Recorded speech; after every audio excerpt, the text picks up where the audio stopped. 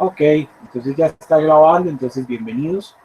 Hoy vamos a iniciar esta parte del ciclo digestivo hablando sobre unas condiciones nosológicas eh, que son relativamente frecuentes en los servicios de urgencia, relativamente frecuentes en los servicios de hospitalización y algunas veces cuando son bastante complicadas en las unidades de cuidado intensivo.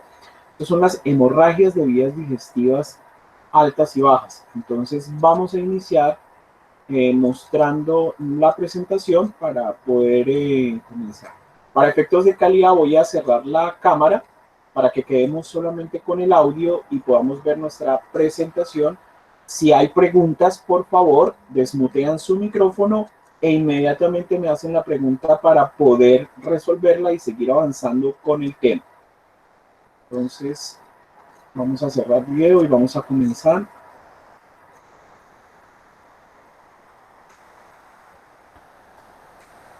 Entonces, vamos a iniciar acá.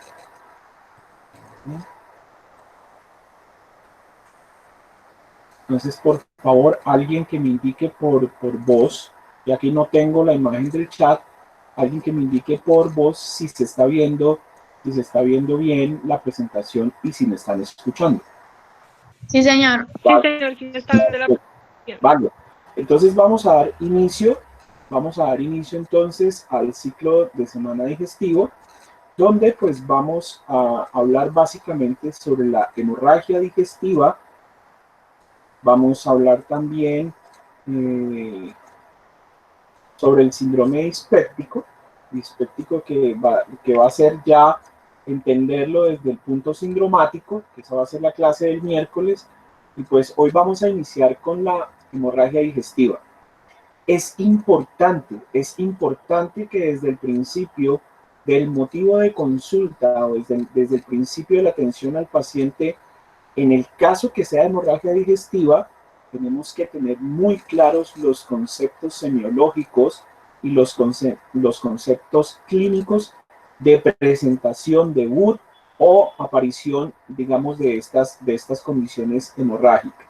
Entonces, primero tenemos que saber la definición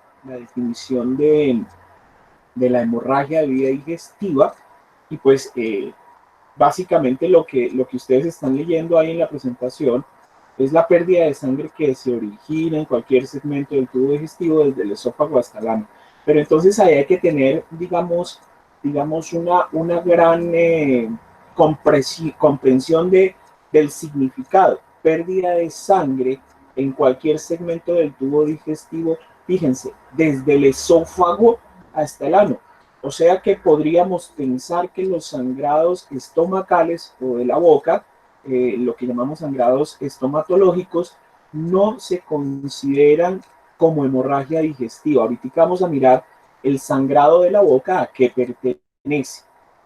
Muy bien, miremos bien. Hay un concepto asociado que es el de pseudohemorragia y es una hemorragia que simula ser de origen intestinal. Entonces, fijémonos que ahí entra especialmente se consideran los sangrados de la región de la rinofaringe y algunas veces los sangrados de las gingivorragias.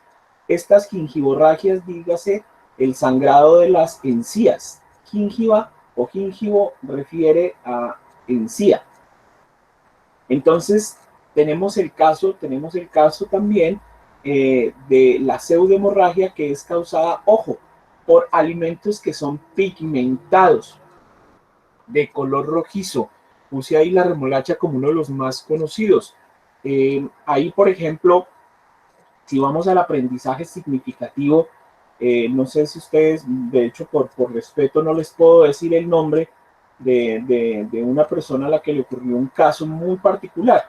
Este caso le ocurrió a un señor, no, efectivamente no voy a decir el nombre, lo apodan Bambán, pero no voy a decir el nombre para evitar, para cubrir su identidad.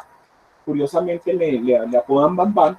Él una mañana se despierta y pues al ratito de ir al baño le dice a su esposa quien es médica también, le dice que tienen que irse rápidamente para urgencias porque tiene un sangrado rectal. Se asusta bastante este personaje, y pues la esposa también. Ya sabemos que los sangrados rectales alrededor de los 50 años no son muy comunes, o si son comunes por cosas como medio catastróficas. Entonces resulta que, pues obviamente alistan todo para irse a la clínica a ver qué estaba pasando, y súbitamente este personaje le dice que ya no va al esposa se enfada un poco y le dice así, que si es un sangrado que se va para la clínica, y él muy fuertemente dice, no vamos a la clínica, no vamos a la clínica. Entonces ella le pregunta por qué, y la respuesta de él es que él no se acordaba que el día anterior había comido prácticamente todo el día remolacha. Sin embargo, estuvo muy pendiente en sus deposiciones y en sus idas al baño posteriores, cuando se dio cuenta efectivamente que el pigmento de las heces fecales iba cambiando hacia la normalidad. Entonces fíjense cómo una tintura que pueda pigmentar las heces fecales en apariencia de sangre, pues sencillamente se convierten en una urgencia, aunque miren que le ocurrió a médico. Entonces, aún más, imagínense si le ocurre a una persona que no sea médico, pues obviamente se preocupa más. En pediatría, estos casos se ven muchísimo con las mamitas que llevan a los niños a consulta, y el motivo de consulta es que están sangrando y que tienen popó con sangre. Entonces, muchas veces cuando estamos ya en la lactación, que es ese cambio de la leche materna, de la alimentación sucedánea de la leche materna al alimento normal, acuérdense que muchas veces esto comienza con papillas, con algunas comidas muy ligeras, entre esas las gelatinas. La gelatina, entonces, las mamás pues a veces les hacen gelatinas muy cargadas con pigmento rojo, fruto rojo, cereza, frambuesa, bueno, las que sea, y pues estos pigmentos no alcanzan a ser eliminados, o no se le cambia el color a nivel intestinal, entonces las heces fecales salen marcadas. Entonces hay que tener cuidado, y cuando tengan esos casos, siempre indaguen dentro de la enfermedad actual a su paciente o a la mamá, siempre indaguen la comida, o si puede tener algún tipo de asociación a pigmentos que hayan consumido horas anteriores, un día anterior, ya sabiendo que el ciclo por lo general dura 24 horas a nivel digestivo. Entonces, cuidado con ese concepto de pseudohemorragia. Entonces, en cuanto a la presentación, entonces tenemos un concepto aquí que se denomina la hematemesis, que pues obviamente sabemos que vulgarmente lo llamamos vómito de sangre. Es una emisión de sangre, pues obviamente de origen gastroduodenal, y fíjense que esa hematemesis lo que nos está diciendo es que es del tracto digestivo superior. ¿Qué características puede tener? Pues obviamente que es de color rojo, puede llegar a ser un rojo rutilante, o algunas veces cuando hay sangrado gástrico que ha sufrido alguna transformación de conjugación por medio de los ácidos, de los jugos gástricos, pues acuérdense que la hemoglobina puede empezar a expresar cambios en su conformación colorométrica. Entonces, viene el concepto conocido, yo sé que ustedes de este concepto lo hablaron el semestre pasado, que es el aspecto en cuncho de café. Es un sangrado que pues efectivamente nos puede marcar que existe el sangrado como tal, y obviamente ese cuncho de café es muy parecido a lo que nosotros vemos cuando hacíamos el café en las polletas, cuando quedaba ese cuncho, esas pepitas chiquiticas de café y se les ponía agua, quedaba como un color oscuro y como con granulado. Tal cual, nosotros podemos observar ese cuncho de café. Ahora bien, es importante que pues como la gran mayoría de veces los pacientes no nos vomitan en el consultorio, o nosotros no le estamos pidiendo que lleven a la consulta una muestra de su contenido, sí tenemos que tener mucho cuidado en preguntar qué tipo, de qué color, la hora, si se asocia prepandrial, si es postpandrial o durante la ingesta de algún alimento, o si es súbita en cualquier momento, y las características de este vómito. Hay que tener mucho cuidado con la definición de vómito, porque muchas veces los pacientes, y cuando hablamos de paciente pediátrico, hablan mucho del vómito sin serlo, porque sencillamente hablan como de un estado de hipersalivación que confunden con un estado realmente emético. Por lo tanto, para que usted pueda consignar en la historia clínica que está ante una concreta hematemesis, pues definitivamente lo importante es la forma en que usted llega a la información y la forma en preguntar. Otro concepto demasiado importante que también creo que lo han escuchado es la melena. La melena, ya hablamos de deposición, no de vómito, sino de deposición, de defecación. Entonces, en este caso, pues como lo ven ustedes en la fotografía, esta es una clásica melena donde vemos prácticamente un aspecto demasiado oscuro, gelatinoso, bastante cremoso, y una de las características principales es el olor. El olor de una melena, muchachos, cuando ustedes vayan a urgencias o vayan a hospitalización en cirugía o en medicina interna, muy seguramente se van a encontrar en la Corpas o en cualquier hospital donde estén rotando o trabajando, van a encontrar pacientes que estén asociando sus deposiciones a esta figura melénica. Por el olor, ustedes lo van a sentir a metros de distancia. O sea, va a ser un olor que no se los puedo describir, pero lo único que les puedo decir es que es demasiado desagradable. O sea, de los olores más horribles que uno puede, digamos, tener en la práctica médica es el olor de una melena y el olor de infección por pseudomonas. Son olores, pero definitivamente demasiado putrefactos y demasiado desagradables. Es importante que ustedes, al ver ustedes estas características físicas, como al ser pegajoso, descripción, el color oscuro, siempre tienen ustedes que preguntarle al paciente las características para determinar que efectivamente están ustedes hablando de una melena. Por lo general, las melenas corresponden al sangrado del tracto digestivo alto.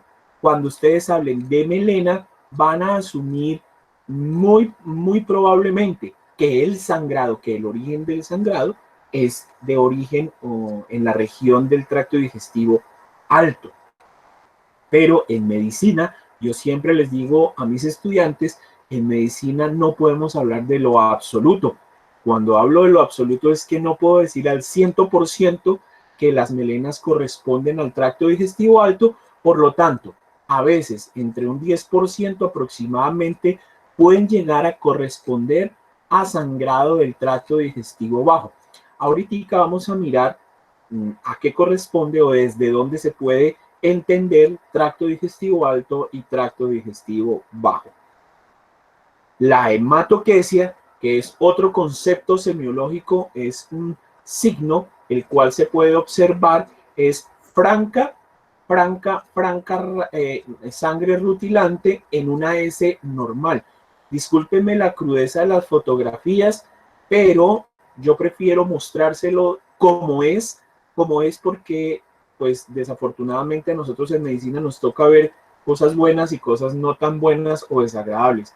Me disculpo por eso, pero quiero mostrarles la realidad de cómo son los signos semiológicos en estas patologías. Entonces vemos sangre, fíjense que no es tan oscura, es más bien rutilante, pero fíjense que el resto de la deposición tiene el color característico ya de la descomposición del grupo E, y pues ya podemos asociar esto como una hemorragia del tracto digestivo terminal o colónico. Vuelvo a lo absoluto, pero no es absoluto al 100%, por lo tanto, ese sangrado puede corresponder entre un 11 al 20% como una hemorragia del tracto digestivo alto. En la anterior veíamos que era en el tracto bajo ese poco porcentaje. Aquí la hematoquesia, que es más consecuente del sangrado bajo, puede ser entre un 11 a 20% hemorragia del tracto digestivo alto. Por esto es importante que ustedes, en el momento de hacer la historia clínica y de sacar los datos de la anamnesis próxima y remota, puedan definir ustedes si puede llegar a corresponder al sangrado alto o bajo según el signo semiológico el cual estén buscando o el paciente les esté expresando. Una rectorragia, pues obviamente habla de una hemorragia definida como un sangrado del colon descendente, del colon sigmoides y del recto propiamente dicho.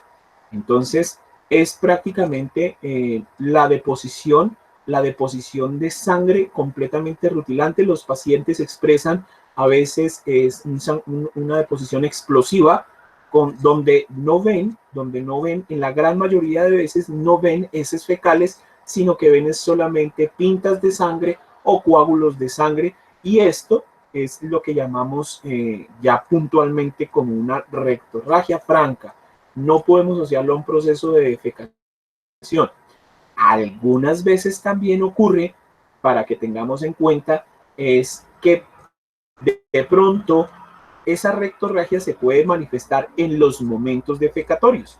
Entonces, ¿cómo sería esto? Entonces, por lo general, son, digamos, heces fecales normales, pero que al lado, en el inodoro, vamos a encontrar manchas de sangre que no están pegadas a la heces fecal, y en algunos casos podemos ver pintas de sangre pegadas en las heces como signo de hematoquesia. Muy bien, continuemos.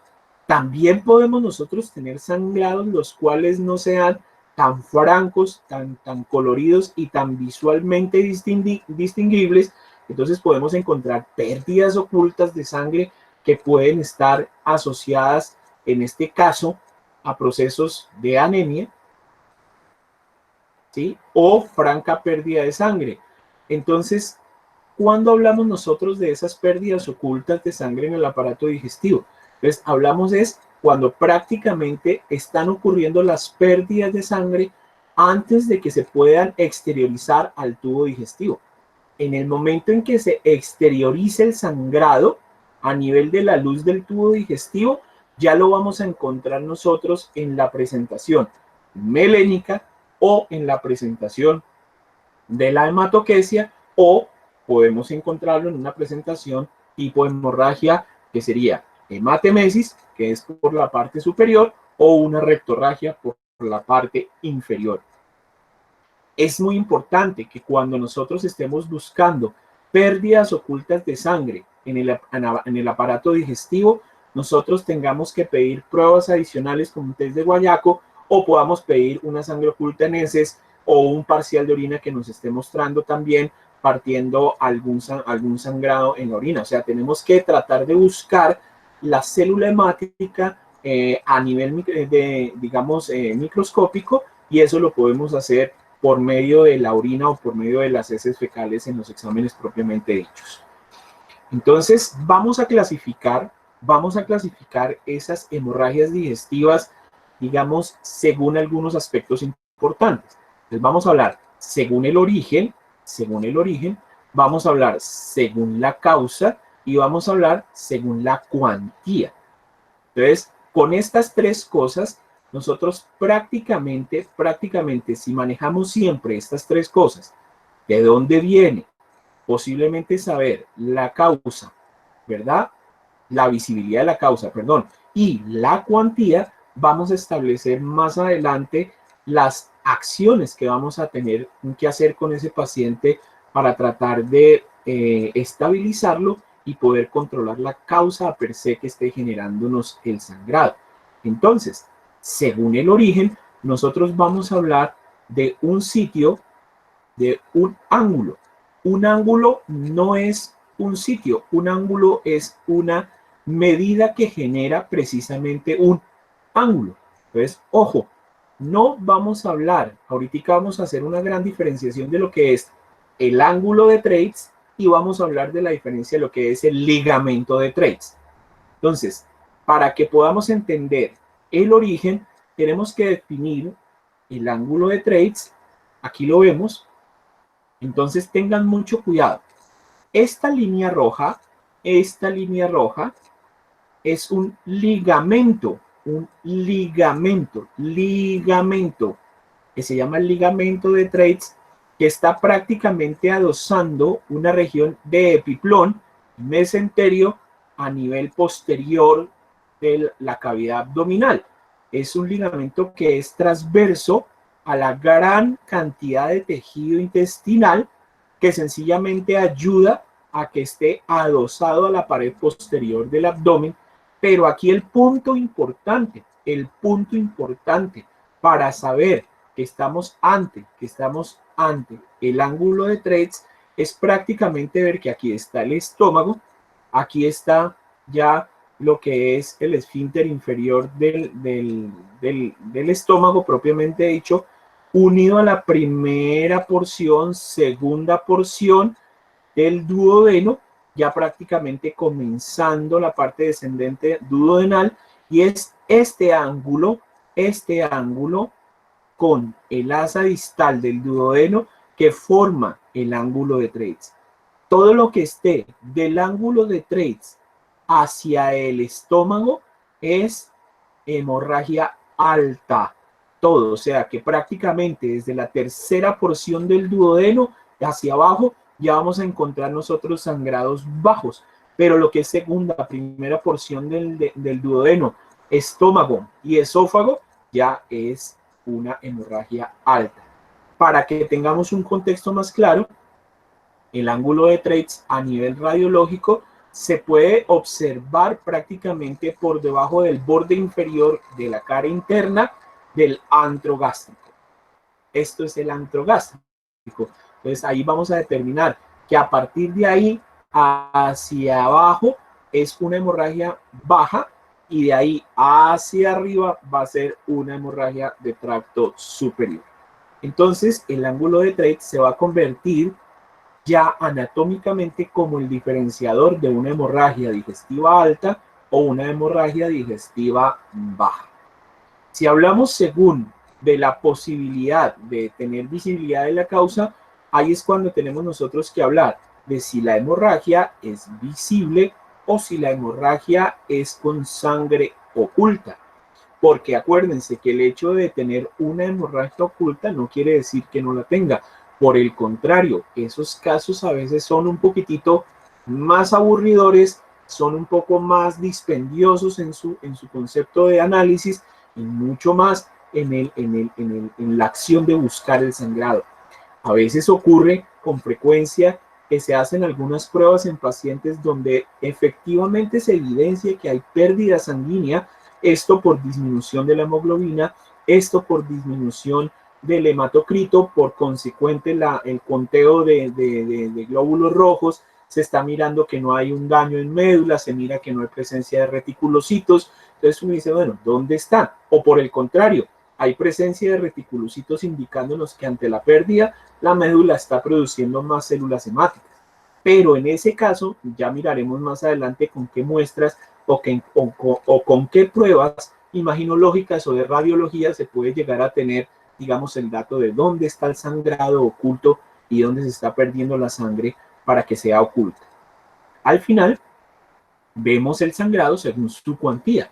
¿Esto qué nos habla? Entonces, para que posiblemente de una vez vayan teniendo como algo, un patrón de estudio, les pido el favor que busquen la clasificación del shock hipovolémico. Clasificación del shock hipovolémico. Prácticamente, esta clasificación del shock hipovolémico nos va a demostrar, pues aparte de si estamos ante un sangrado leve, un sangrado moderado, un sangrado grave o un sangrado masivo. Obviamente aquí hablan femenino porque estamos hablando desde la hemorragia. ¿Sí? Cuando hablamos del shock, hablamos en masculino, y cuando hablamos de la hemorragia, por eso aquí ven términos en femenino. Entonces, si es moderada la hemorragia, si es grave la hemorragia, o si es masiva la hemorragia, o si es leve. Para eso, vayan buscando la clasificación del shock, donde hablamos de un shock compensado, donde hablamos de un shock leve, moderado y severo. Es importantísimo que esa clasificación del shock no solamente estudien la cuantía en el volumen de pérdida sanguínea, sino que vean los ítems que lo caracterizan a cada uno de ellos. Entonces vamos a mirar cómo está la conciencia, lo que llamamos alteración del sensorio, vamos a mirar cómo está la piel, si está pálida, fría, sudorosa, vamos a mirar cómo está la tensión arterial sistólica, vamos a mirar cómo tienen la frecuencia de pulso.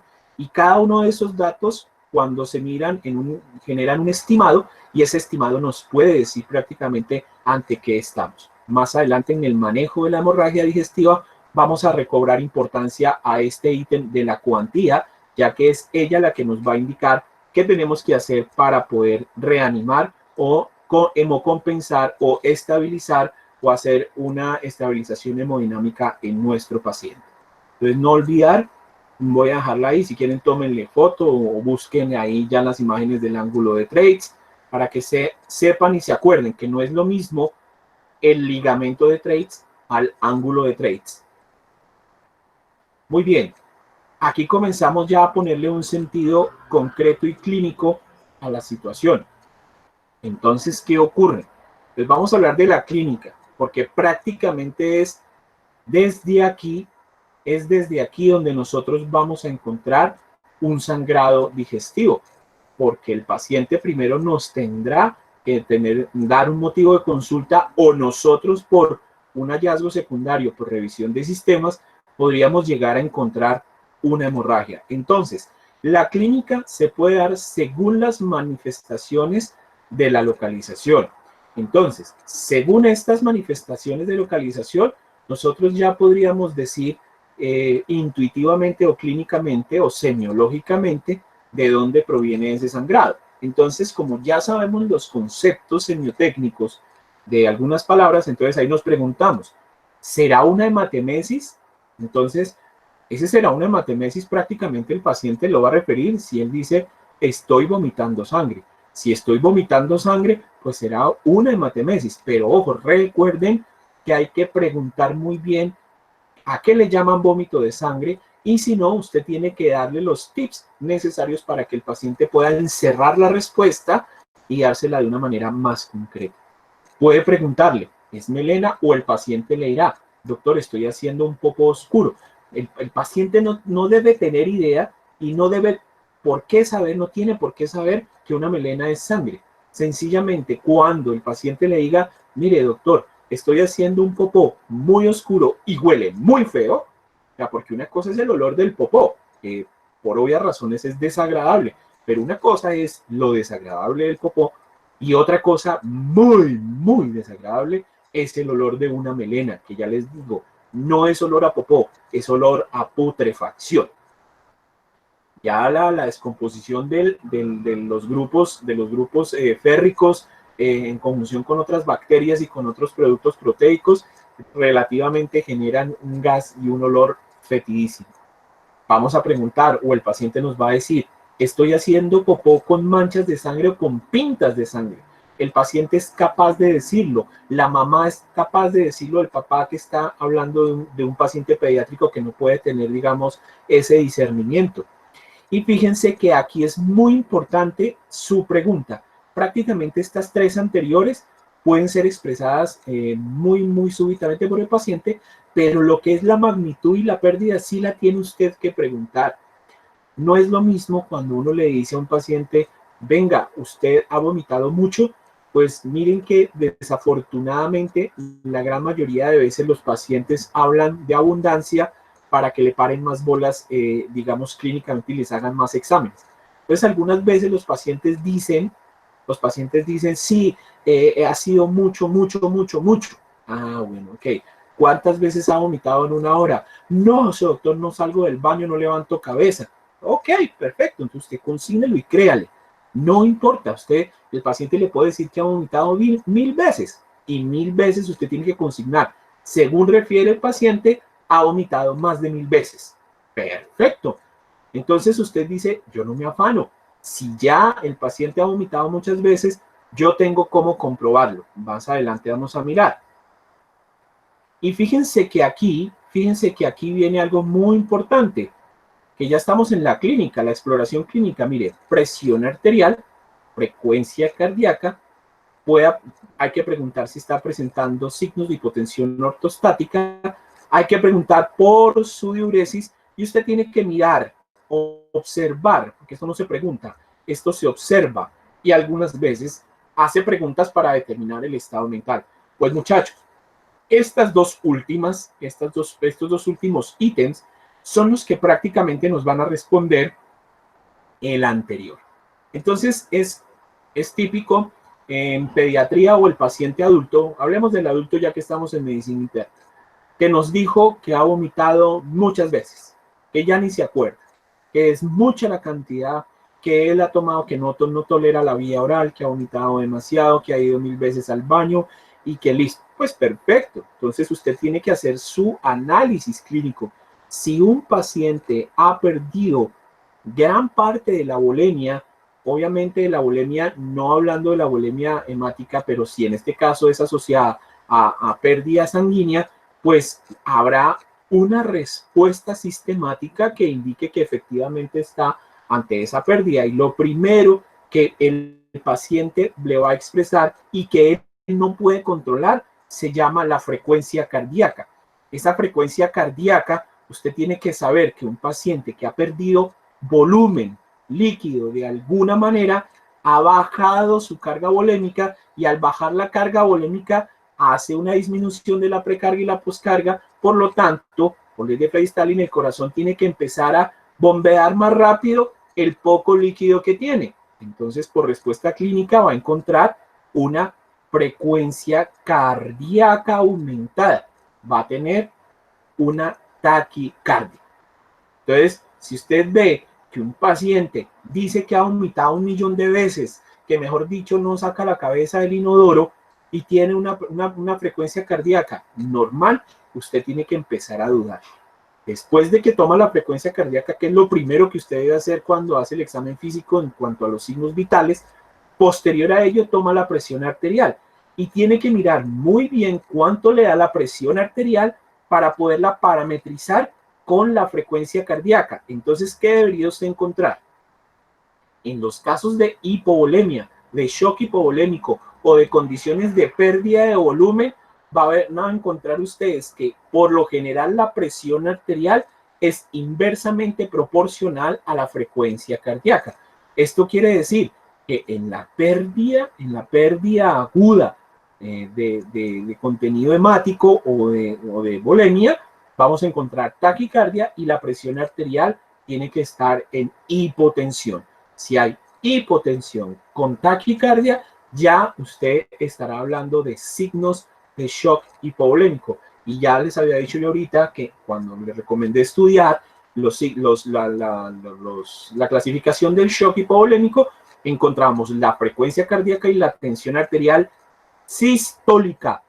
Tensión arterial sistólica. Y prácticamente nosotros dentro de la reanimación hablamos de un estado de hipotensión cuando encontramos la tensión arterial sistólica entre 90 o debajo de ella. Si está más elevada, no hablamos de hipotensión, pero si está entre 90 o más abajo de 90, ya vamos a empezar a hablar de una hipotensión.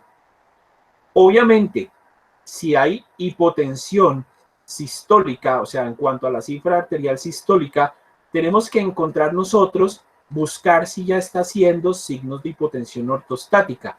Entonces, alguien, por favor, que me diga qué es la hipotensión ortostática.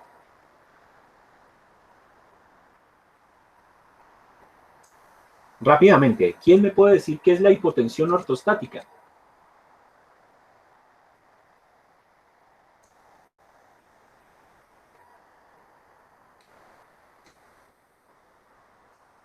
Muchas gracias. Muy bien, efectivamente eso es la hipotensión ortostática.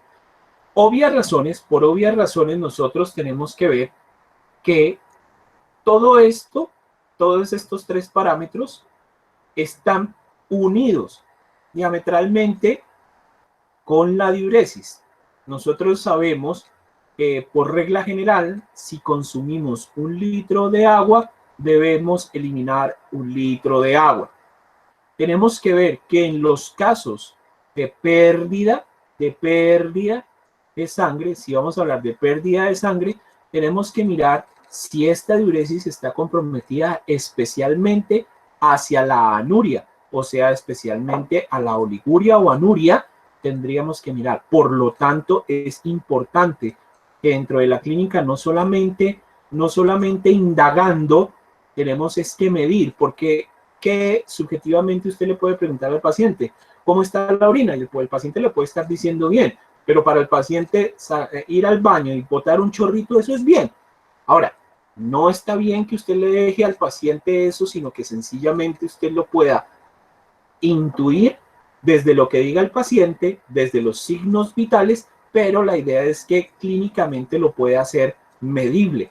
Y algunas veces se hace que se le dice al paciente, tome esta jarrita, vaya al baño y cuando le dé chichi orine en la jarra y por favor va midiendo y nos va contando. O la otra que hacemos más fácil en el servicio de urgencias es que sondeamos vesicalmente al paciente, sea hombre o mujer, y esa sonda vesical la conectamos a un sistema de Cistoflow para tener un conteo en el tiempo muy exacto de la medida de la diuresis de ese paciente y poder determinar el gasto urinario, y ese gasto urinario o con el balance de líquidos administrados y eliminados, podemos nosotros pensar cómo está el funcionamiento del riñón y por obvias razones podríamos llegar a tener medidas de protección renal para evitar algún tipo de incuria o algún tipo de falla renal, prerrenal en este caso.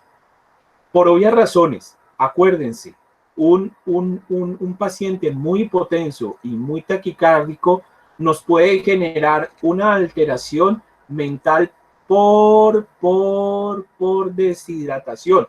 Un cerebro deshidratado no funciona.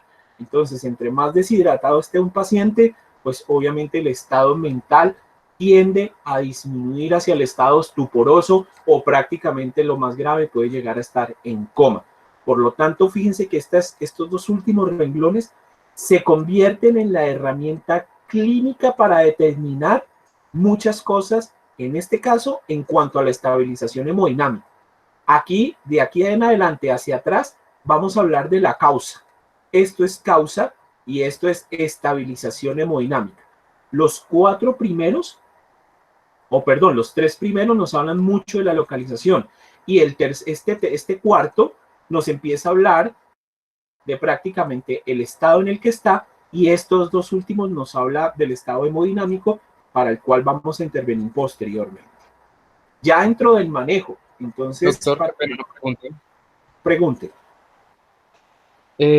Cuando un paciente presenta una pérdida de sangre de una manera aguda, ya sea de manera de MLN, hematoquesia o hematemesis, en sus paraclínicos, como es en el cuadro hemático, o digamos en una más avanzada, en donde se muestren los reticulocitos, ¿estos no se van a presentar o solamente se van a presentar en cuadros crónicos o de larga data? Bueno, entonces, muy buena. ¿Quién habló? Mi nombre es Javier. Javier, gracias. Muy buena tu pregunta, porque fíjate que ocurre algo y lo van a ver con mucha frecuencia, y una vez con tu pregunta voy a hacer una respuesta para que nunca se les vaya a olvidar. La gran mayoría de veces, cuando tenemos un paciente en urgencias, quien consulta por una hemorragia de vía digestiva, bien sea alta o baja, la tendencia, y es muy normal, y de hecho hay que hacerlo, hay que pedir un cuadro hemático, ¿sí? Entonces, ¿qué ocurre? La gran mayoría de veces siempre sale normal. La gran mayoría de veces en las fases agudas, en las fases iniciales, vamos a encontrar hemoglobinas completamente normales, con hematocritos completamente normales, con una cantidad de eritrocitos casi que normales, porque digamos que la primera respuesta ante esos exámenes es que no hay un diferencial muy grande en cuanto a la pérdida sanguínea, y mucho menos se va a ver respuesta de la médula en esas fases tan agudas.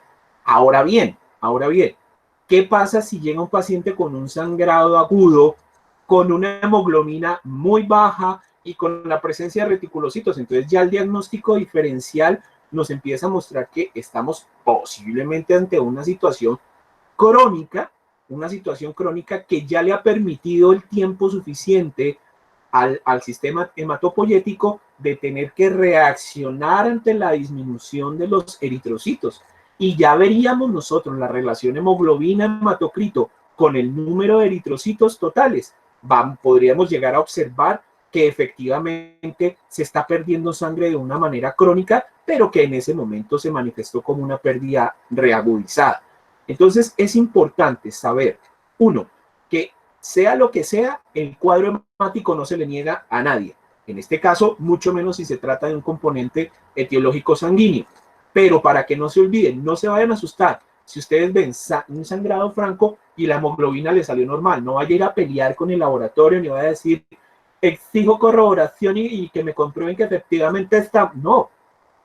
Ténganlo por seguro que la gran mayoría de laboratorios, entre más sistematizados, tienen más mecanismos de seguridad para saber que sus reportes son efectivamente los que son. Lo que pasa es que si ya tú ves que está haciendo un sangrado, mi primera hemoglobina, hematocrito salieron normales y tomas posteriormente uno a las 24 horas, a las 12 horas, ya podemos mirar una forma de tendencia hacia dónde estamos yendo. Pero sí es importante determinar que la gran mayoría de veces es normal. ¿Queda clara la duda, Javier? Sí, señor, muchas gracias. Ok, muy bien, continuemos entonces.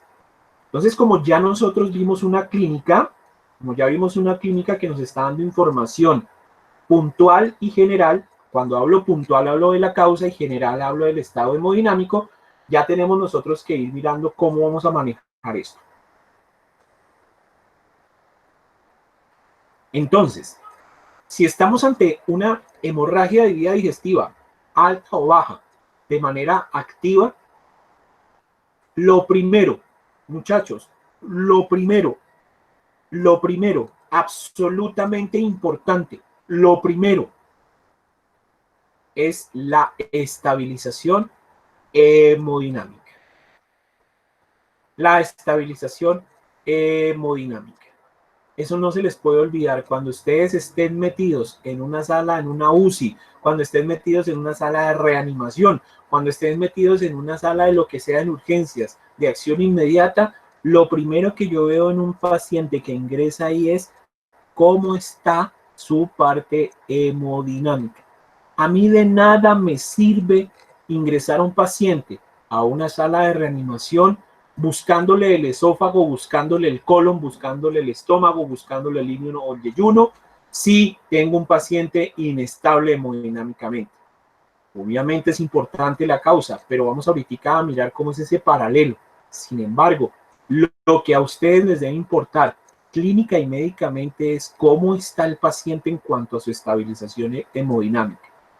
Para ello, cuando ustedes vayan a urgencias, se van a dar cuenta en sus turnos nocturnos, se van a dar cuenta que cuando llega todo paciente que llega a reanimación, prácticamente hay un protocolo de acostarlo, ponerlo cómodo. Yo no lo entro a reanimación y le digo, siéntese en esta silla, ni lo cuelgo en una puntilla, ni lo amarro al pie de una cama, lo acuesto y hacemos varias cosas a la vez. Lo primero es iniciarle algo que está por aquí, que se llama monitorización. La monitorización no es conectar el monitor. La monitorización hace cuenta de tomar signos vitales y tener los parámetros vitales en ese momento. Si usted está en su rural, está en tierra perdida y a duras penas tiene usted el pulsoxímetro que se llevó para allá, para el rural, y su fonendo, pues ese será el monitor. Y esa será la forma de monitorizar a su paciente. Debe tener clarísimo, frecuencia cardíaca, frecuencia respiratoria, tensión arterial, temperatura. Y si puede, la pulsoximetría. Y si puede, pero ojo, la pulsoximetría no es signo vital. Lo quieren convertir ya en signo vital. ya los pacientes tienen pulsoxímetro, las mamás de los niños tienen pulsoxímetro y lo único que les importa hablar es si está saturado o no. Esas son tonterías que usted no se debe dejar contaminar. Usted lo que tiene que tener claro es la frecuencia cardíaca, la frecuencia respiratoria, la tensión arterial sistodiastólica y la temperatura. Con esos 4 parámetros, usted sabe si tiene o no tiene paciente. Y si lo tiene, va a saber cómo lo tiene. Después de que lo acuesta, después de que lo monitoriza, inmediatamente, ese paciente debe tener un acceso venoso, Y ese acceso venoso, aquí no lo pongo, pero para que lo sepan, pueden escribirle aquí al ladito, paréntesis, periférico o central. Un acceso venoso, periférico o central. Puede tener un acceso venoso, periférico o central. Ese central lo vemos aquí, posiblemente este paciente yo creo que sí lo tiene, a duras penas este señor no tiene conectadas las uñas, pero el resto está conectado por todo lado. Entonces posiblemente tiene un acceso central, subclavio, lo puede tener yugular, o puede tener un acceso periférico central con un drum, con un catéter que va por la vena basílica hacia la aurícula derecha por medio de la cava superior. Entonces hay que tener, digamos, muchísimo cuidado con que la vía intravenosa, pues hay que cumplirla. En reanimación, cuando nosotros estamos en reanimación, si nadie puede accederlo porque tenga una vasoconstricción severa o porque tenga venas esquivas, pues tendríamos que acudir a un trocar de acceso intraóseo que ponemos a nivel de la espina de la tibia, en el tercio superior de la tibia, tendríamos que poner un trocar, es una aguja gruesa dura, la cual con una punción tipo martillo, o sea, tenemos que dar un golpe sobre ella, penetramos a la médula ósea de la tibia y por ahí vamos a poner todos los líquidos y los medicamentos que necesitemos pasar. Esas son medidas, voy a decirlo así, desesperadas, pero son válidas para poder contar con una vía que me garantice la permeabilidad y la entrada de volúmenes bajos y altos, baja velocidad o alta velocidad.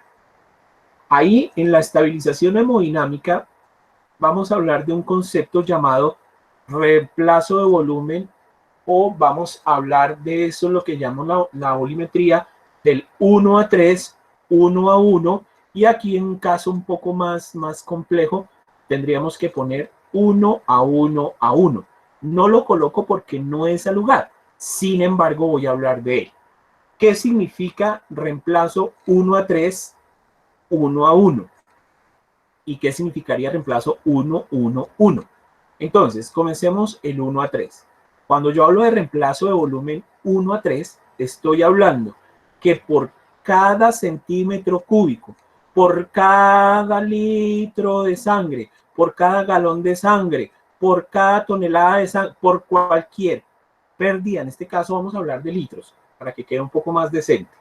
Por cada litro de sangre que pierda el paciente, voy a poner 3 ¿qué? Alguien que me diga qué voy a poner. Si un paciente pierde 1 litro de sangre, pongo 3 litros de ¿qué? Alguien que me diga.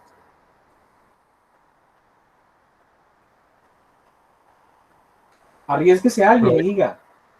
¿Coloides? Coloides, no. Cristaloides. Cristaloides, muy bien. Entonces, cuando hablamos del reemplazo 1 a 3. Ay, apáguelo. Ay, sí, apáguelo. Sí. Cuando hablamos de pérdida, perdón. No, es que estamos peleando aquí con Mutien, niños, mutien el micrófono. ¿Ya? Gracias. Entonces, mutienlo, cabezones. Gracias. Cabezones, mutien el micrófono. Entonces, cuando hablamos del reemplazo volumen 1 a 3 es, por cada litro de sangre que pierde mi paciente, voy a poner 3 litros de cristaloides, no de sangre, ni de coloides, ni de reemplazo de volumen plasmático, ni el hemacel, nada de esas cosas. Vamos a poner lactato de Ringer o solución salina, que son los cristaloides más conocidos. por cada litro que pierda mi paciente pongo 3 litros de cristaloides.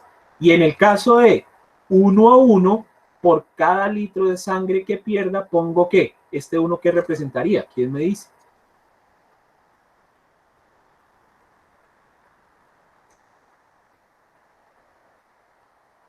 A ver, ¿quién me puede ¿Tres decir? cristaloides? ¿Cómo? ¿Repites, por favor? ¿Un litro de cristaloides? Un litro de sangre. Entonces, por allá, ¿quién dijo 1 litro de sangre? ¿Quién dijo? Yo, ¿Quién es yo? Camila, desde Ok, Camila. Entonces, efectivamente, este 1 a 3 es por litro de sangre, 3 litros de cristaloides. Y este 1 a 1, reemplazo 1 a 1, es por litro de sangre perdido, litro de sangre repuesto. Muy bien, efectivamente. 1 a 3 es sangre por cristaloides.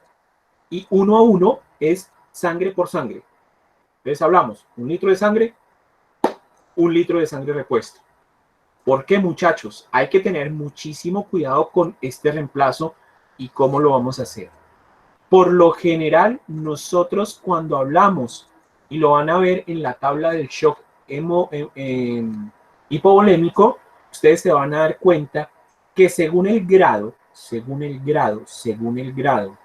del shock en el que esté el paciente, si es compensado, leve, moderado o severo, al final de la tabla van a encontrar la reposición que se recomienda en cada uno de esos estados del shock. Entonces, se van a dar cuenta que cuando nosotros estamos hablando de, por ejemplo, el shock hipovolémico severo, el más grave, el severo, es cuando nosotros asumimos que el paciente ha perdido entre 2 o más litros, entre 2 o más litros. Y en el último cuadrito del shock hipovolémico severo nos va a decir con cuántos líquidos de reposición vamos a arrancar. Y siempre la recomendación en un shock hipovolémico severo son 6.000. O sea que si está aplicando la fórmula 6.000 o más, que dice que si perdió 2 litros, que este sería el reemplazo del 1, pues 2 por 3 serían 6. Quiere decir que tengo que reponerle de entrada mínimo 6 litros de cristaloides. Pero ojo aquí. Si mi paciente perdió más de 2 litros de sangre y yo de entrada le voy a poner una carga de volumen mínimo de 6.000 mililitros o de 6 litros de cristaloides, voy a tener a per se en el sistema vascular, yo, médico, yo o tú, doctora o tú, doctor, vas a generarle al paciente una anemia dilucional. O sea, tú vas a aumentar el solvente y el soluto, que son los hematíes, los vas a disminuir. Por lo tanto, tienes que saber que si pones 6.000 de entrada de cristaloides, rápidamente tienes que preparar unidades de reemplazo de glóbulos rojos empaquetados, porque o si no, tú vas a tener un sistema vascular con agua y no vas a tener un sistema vascular con hematíes que puedan distribuir el oxígeno. O sea que podrías llevar a un daño tisular severo, podrías llevar a un estado, mejor dicho, catastrófico si solamente te dedicas a poner agua en vez de reemplazar hematíes. Entonces tengan mucho cuidado cuando vayan a hacer las reposiciones volumétricas con cristaloides. Entre más cristaloides pongan, lo que van a necesitar es mucha sangre. Ahora bien, no en todos los casos se ponen sangre. ¿Cuándo no se pone sangre siempre? Por ejemplo, que no haya una hemorragia, que el paciente esté cagón y vomitón. Entonces, si el paciente está cagando, meando y vomitando agua, usted reemplaza agua, pero no tiene que reemplazar sangre, a no ser que la hemoglobina esté por debajo de 10 o de 9. Si ya usted ve que está por debajo de 9, si ya está en 7, ya es imperativo que tenga que hacer un reemplazo, buscar la causa de la anemia y hacer un reemplazo, una transfusión sanguínea con hemoderivados. Entonces tengan mucho cuidado. Ahora bien, nos quedaría acá un huequito que les dije yo, reposición 1 a 1 a 1. Esa reposición 1 a 1 a 1 es prácticamente en casos cuando los pacientes tienen unas patologías asociadas a la coagulación, a daños en la coagulación, y es cuando nosotros decimos, si el paciente pierde 1 litro de sangre, se reemplaza por 1 unidad de sangre, 1 unidad de plasma y 1 unidad de plaquetas.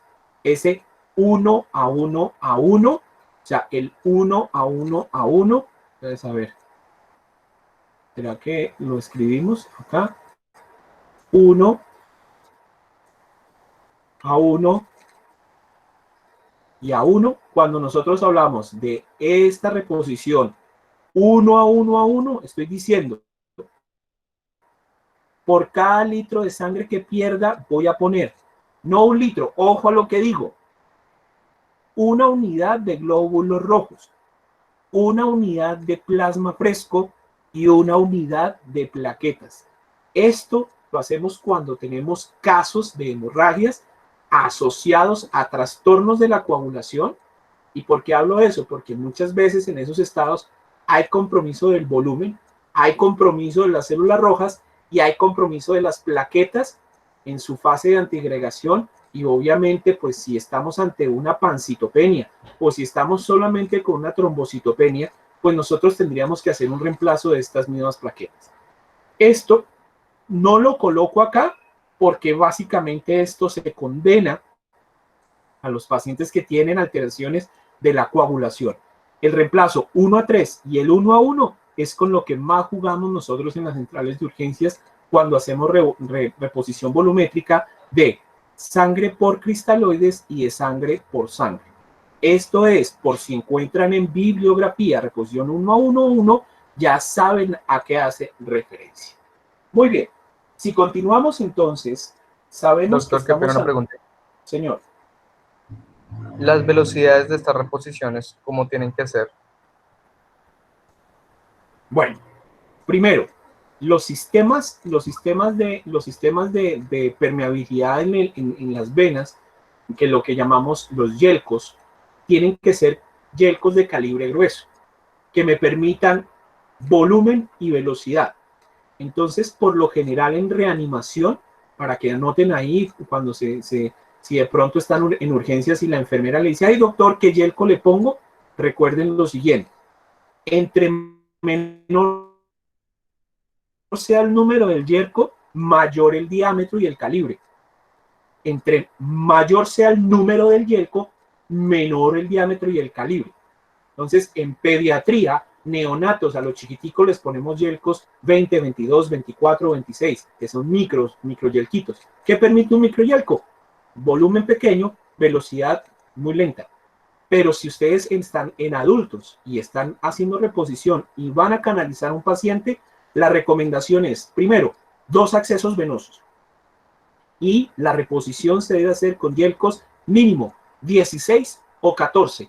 El yelco 18 o el yelco 20 lo dejamos cuando tenemos que hacer de pronto una venopunción no tan traumática, cuando vamos a hidratar de una forma pseudo rápida o no tirando a lo rápido, 18 o 20.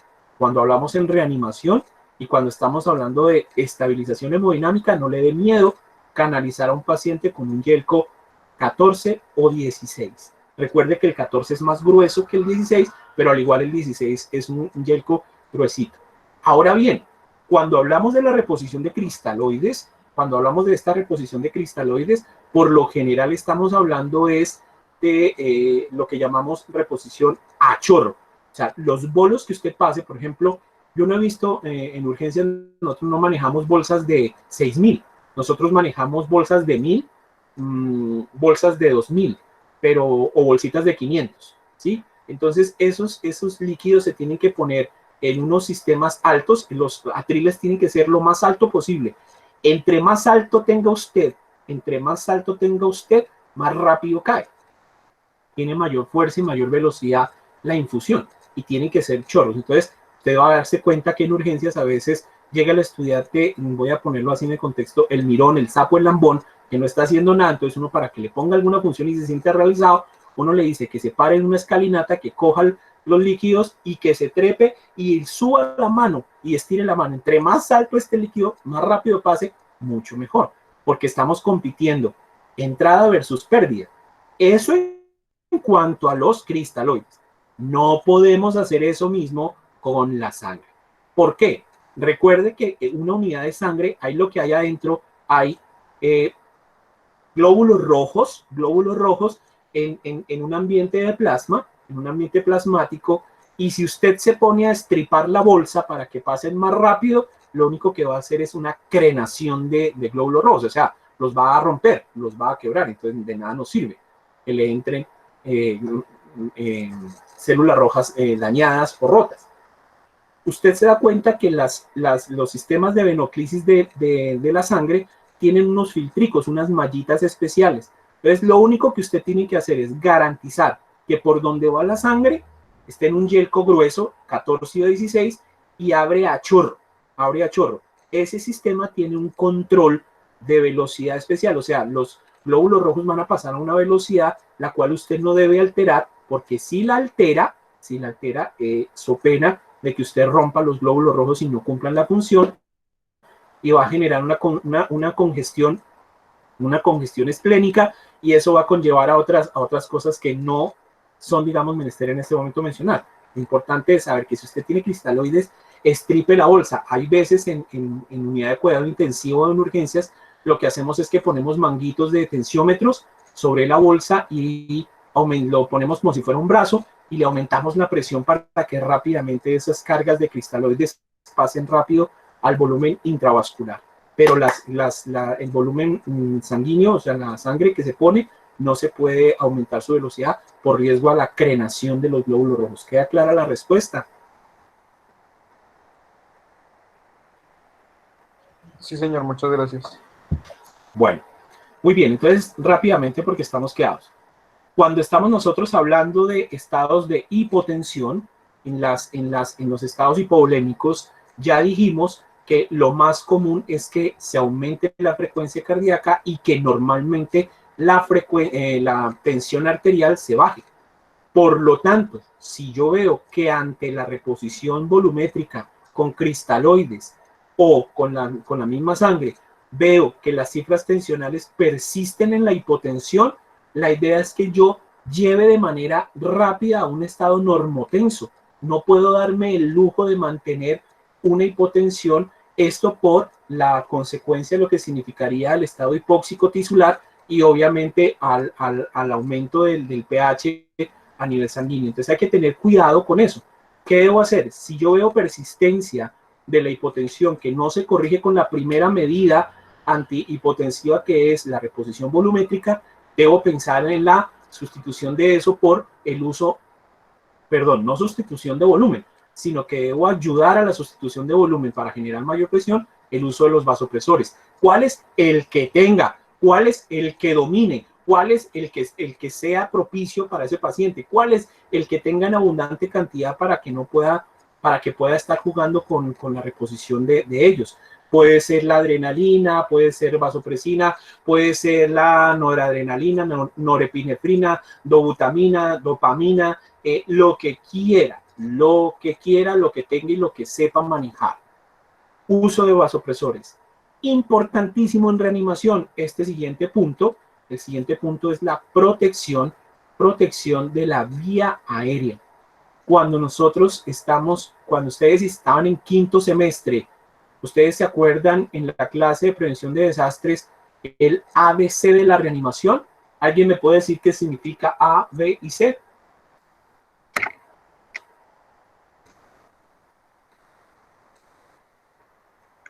El hace apertura de vía aérea. A, buena vía aérea. B.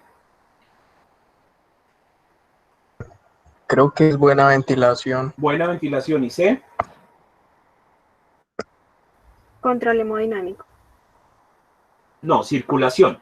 No, pues tiene que ver con lo que dijiste, pero el ABC es A, aire, B, ventilación, una ventilación con B larga, disculpen, entonces le vamos a poner buena ventilación, y C, circulación, ABC.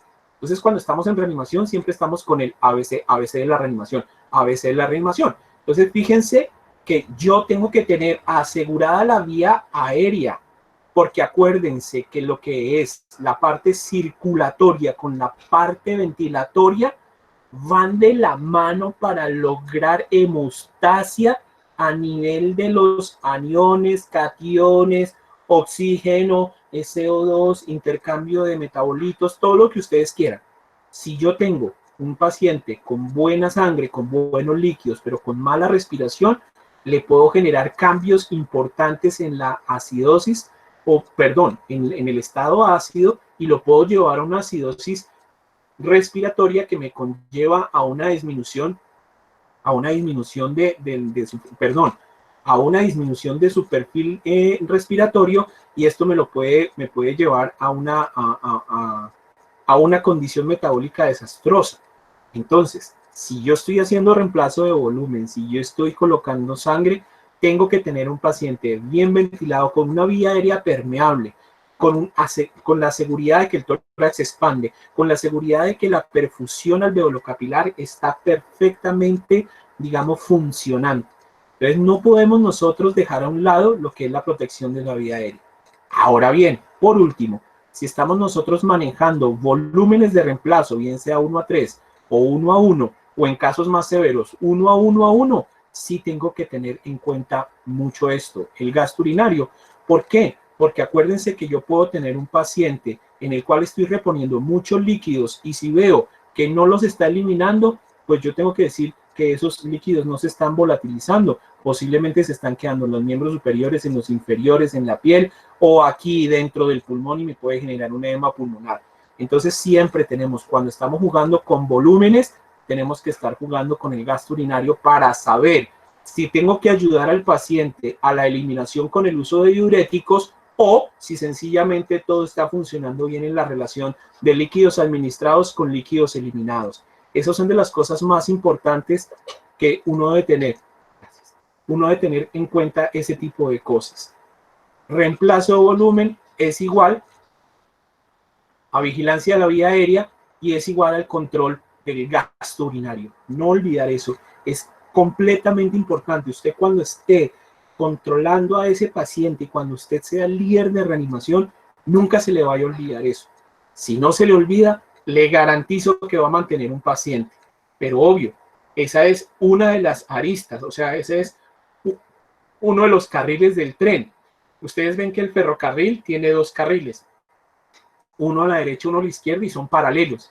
En la reanimación vamos como en el tren, en dos carriles. En un carril va la estabilización hemodinámica, y en el otro carril va a estar directamente implícita la causa que me está llevando ese paciente a un deterioro, o manejar la causa, en este caso, de la hemorragia, para que no lo olvidemos. Ahora, este cuadrito es muy estadístico, es muy subjetivo. Hay que tener cuidado en la interpretación de él, porque este cuadrito no es el cuadro que yo les estaba mencionando sobre la clasificación del shock. No estamos hablando sobre ese cuadro sobre la clasificación del shock. Estamos hablando de otra condición. Sencillamente lo que estamos tratando es de parametrizar la posible cantidad o porcentaje de pérdida de la volemia. Ahí dice porcentaje de volemia pedida, no es pedida, sino perdida, falta la R acá. Entonces, cuando hacemos la exploración física con parámetros vitales normales, llámese frecuencia cardíaca, llámese tensión arterial, especialmente si están normales, pero hay una hemorragia, podemos presuponer que el total de la volemia perdida de ese paciente puede ser entre el 0 al 15%. Cuando vemos nosotros que hay una caída de la tensión arterial sistólica con ortostatismo, que nadie me quiso decir que era el ortostatismo, sino que era ese gran diferencial de más de 10 milímetros de mercurio en la tensión sistólica contra la diastólica, entonces podemos pensar que ese paciente puede tener una pérdida aproximada del 15 al 20% de su volemia. Si nosotros vemos que ese paciente está con hemorragia y taquicardia en reposo, podemos estar pensando que puede llegar a tener una pérdida del 20 al 25%. Si la tensión arterial sistólica disminuye disminuye, o sea, ya tiene la taquicardia en reposo y aparte de eso, la tensión arterial sistólica disminuye en más de 100, que en el cuadro grave vamos a encontrar, en los cuadros de shock hipovolémico vamos a encontrar 90 milímetros, estamos diciendo que ya es grave la pérdida y que está posiblemente hablándose de un 30%. Y si ya tenemos signos evidentes de shock, ya tenemos que pensar que eso no es ni leve ni moderadito. Tenemos que mirar muy bien cómo es el sangrado. Ahora bien, ahí estuvimos hablando de lo genérico de la hemorragia en cuanto a la estabilidad hemodinámica. Fíjense que no hablamos de si era el colon, si era del esófago, si era el estómago, si era el duodeno, si era el yeyuno del ilion o del recto. No, ahí simplemente estuvimos hablando fue de la condición clínica general hemodinámica del paciente. Pero ahora hablemos un poquitico más puntualmente sobre la hemorragia de vía digestiva alta. Entonces ya sabemos que para llamarse alto es desde el esófago hasta ¿dónde? Hasta el ángulo de Treitz. Ya sabemos, hasta el ángulo de Treitz, o sea que estamos hablando entre la segunda y tercera porción del duodeno. Tenemos que pensar que este dato acá dice que es más frecuente en hombres que en mujeres con una proporción de 2:1. Esto es un dato estadístico un poco, digamos, antiguo. Cuando digo antiguo, no es que sea de la edad de piedra o de Roma, pero sí es antiguo en cuanto a lo que significa la relación 2:1. La relación 2:1 significa que el sangrado es más frecuente en hombres por la causa que la genera. ¿Alguien me puede decir por qué estaría aumentada la relación ahí en ese cuadro 2:1? ¿Cuál sería esa causa que hace que sea 2:1? Alguien que me diga, por favor.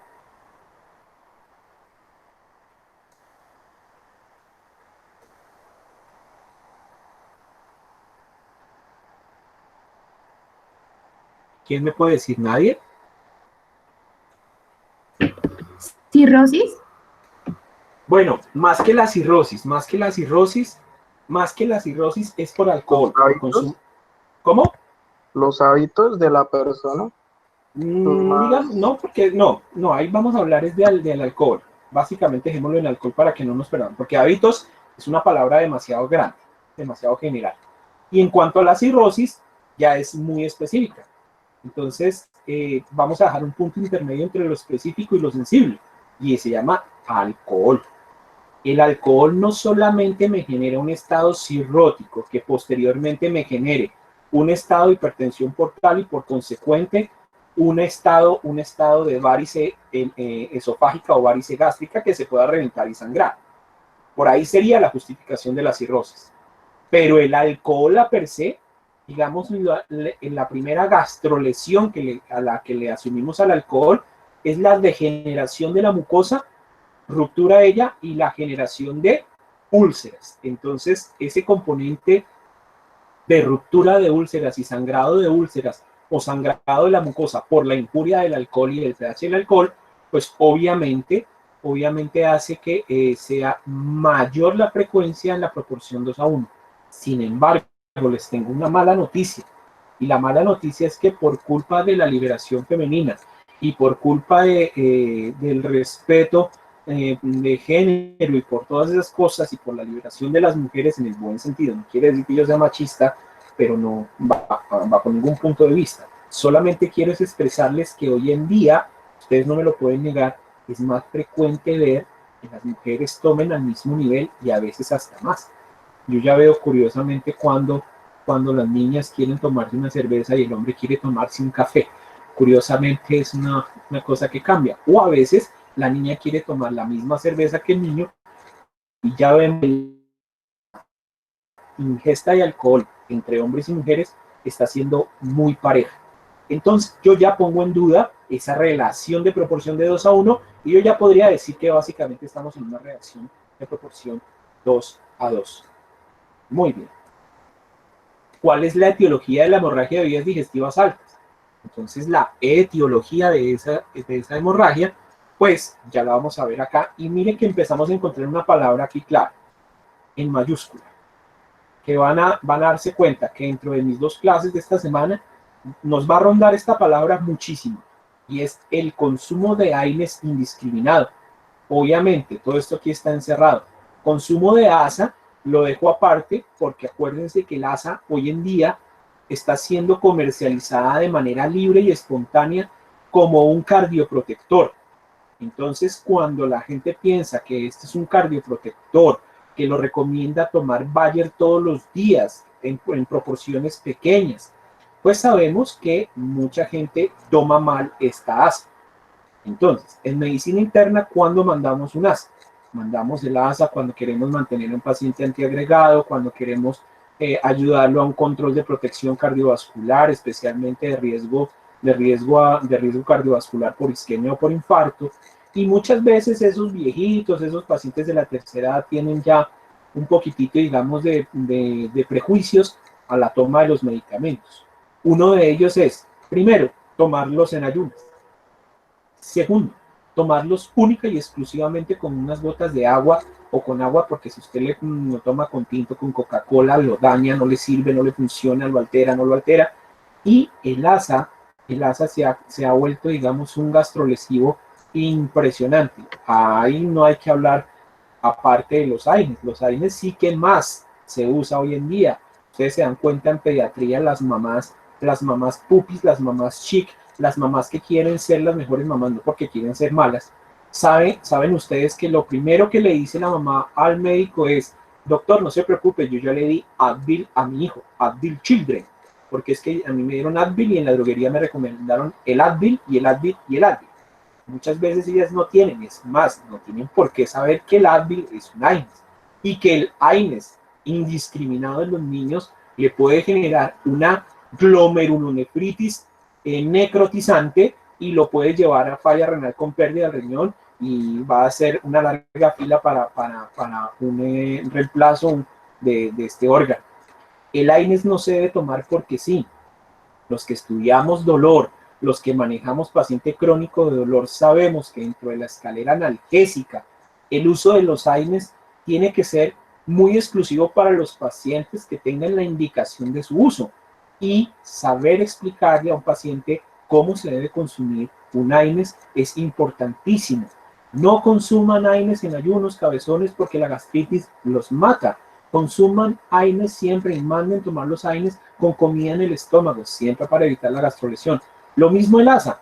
Cuando ustedes están, le apuesto que ninguno de ustedes cuando estuvieron allá donde Camilo en Lisboa, a ningún paciente viejito que tomara el ácido acetilsalicílico le dijo usted, tómeselo con una cucharada de sopa.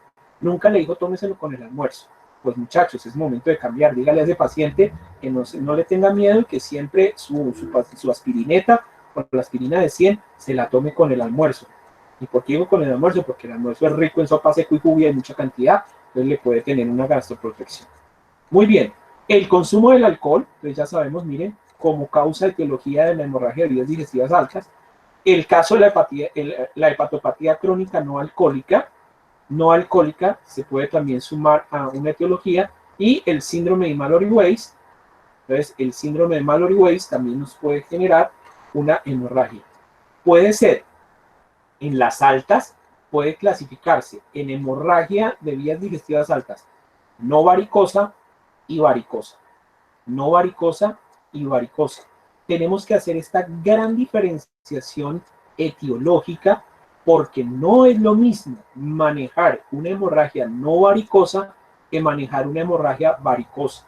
Estas, las que están acá, estas que están acá, son las más peligrosas en conjunto a estas, a la úlcera péptica, que está dentro de las no varicosas.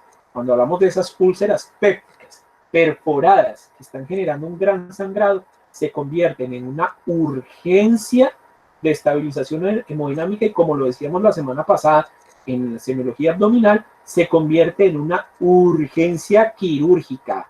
Ya dijimos, una úlcera perforada péptica se convierte en una urgencia quirúrgica, no solamente por el sangrado que pueda generar, sino por la posible formación de, digamos, estoy diciendo, por la generación de un estado de peritonitis generalizada. Vamos a tener mucho cuidado con las varicosas. Entre ese punto vamos a mirar que entre un 5 a 10% se puede presentar. Estos porcentajes son en el total de la hemorragia de vías digestivas altas. Estos casos son los que se pueden presentar en porcentaje. Recuerden que aquí varices esofágicas, aquí abajo también puede haber una cosa que diga varices gástricas. ¿Cómo se diagnostica una hemorragia de vía digestiva alta? Esta se diagnostica por medio, primero, de la clínica. Por eso es que es importante que usted sepa el concepto de los términos semiotécnicos de una hemorragia de vía digestiva alta o baja, o lo que sea. Nos va a ayudar mucho la endoscopia. ¿Y la endoscopia qué nos va a dar? Nos va a dar una sensibilidad del 95% en el diagnóstico. No quiere decir que la clínica nos dé solamente un 5%. Solamente quiere decir que usted con la clínica puede hacer un diagnóstico muy efectivo. Lo que pasa es que para determinar la posición de ese sangrado, única y exclusivamente lo va a hacer a través de la endoscopia, que en un 95% nos va a mostrar la localización del punto sangrante. Entonces se nos va a comportar como la fase de evidencia. La endoscopia es el gol estándar para el diagnóstico, será no la clínica, sino la endoscopia. Podemos nosotros hacer durante esa fase aguda, recomendamos que entre esas primeras 24 horas se puede hacer esa endoscopia. ¿Y por qué la pongo así? Porque así se llama el procedimiento, esófago-gastro-duodenoscopia. ¿Qué nos está indicando? ¿O qué le estoy indicando al gastroenterólogo o al endoscopista? Le estoy indicando que necesito una visualización del esófago, del estómago y del duodeno, porque estamos diciendo que hasta allá en el duodeno lo consideraríamos en el ángulo de Treitz una hemorragia de vía digestiva alta. Podemos hacer estudios varitados o estudios con un medio de contraste importante, que precisamente, ¿qué nos va a mostrar el medio de contraste? Nos va a mostrar ante la imagen, nos va a mostrar el punto por donde se está perdiendo el contenido hemático. Y en algunos casos, cuando vemos sangrado mínimamente visible o sangre oculta, de lo más recomendado, cuando la endoscopia no nos evidencia que en este tracto haya un sangrado, la arteriografía con medio de contraste nos puede llegar a mostrar si hay sangrado oculto y nos puede hablar de zonas más lejanas, de la segunda porción del duodeno. También en algunos casos podemos llegar a diagnosticarla por medio de la parotomía, o sea, por medio quirúrgico, o por la presentación de diagnóstico de laboratorio, donde vamos a ver cómo está el cuadro hemático, en el cual ya hablamos cómo podría encontrarse generalmente el cuadro hemático, cómo vamos a ver la presentación en cantidad de las plaquetas, cómo podrían estar los factores de coagulación, en este caso el P y el PTT, con la relación del INR. Vamos a mirar una función renal. La creatinina especialmente la utilizamos, en este caso, es para determinar la protección nefrológica en el caso de que necesitemos pasar algún medio de contraste. Ustedes saben muy bien que cuando nosotros hacemos pruebas diagnósticas con medios de contraste, es muy importante tener en cuenta las cifras de creatinina para mirar si el paciente es apto a la aplicación de estos medios de contraste, o si en su defecto tenemos que nosotros proceder a hacer la nefroprotección, o en su defecto más grave, cancelar la administración de estos medios de contraste. Importantísimo, pedir el RH, porque sabemos que si tenemos el RH podemos hacer pruebas cruzadas y podemos determinar qué tipo de sangre necesita el paciente en el caso que requiera una transfusión de hemoderivados.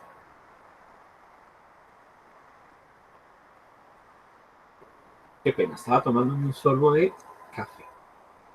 Cuando hablamos del tratamiento del sangrado no varicoso de la hemorragia de vías digestivas altas, lo hacemos preguntándonos medicamentos, y pongo aquí una cantidad de interrogantes. Entonces, ¿alguien habrá escuchado un medicamento para el sangrado cuando es no varicoso? Entonces yo les digo, no. De pronto lo que ustedes han escuchado del tratamiento acá, voy a ponerlo acá, vamos a que, vamos a ponerlo entero, vamos a ponerlo acá un color diferente, no blanco. Entonces, yo sé que ustedes han escuchado un medicamento acá que se llama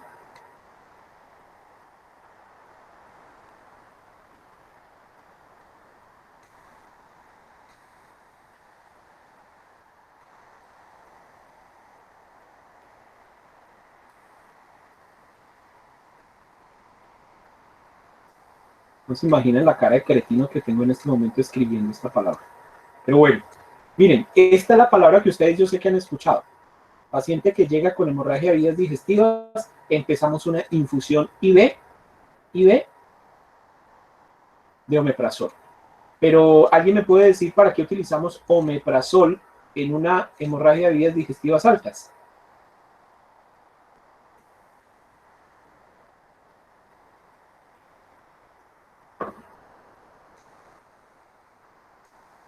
Nadie.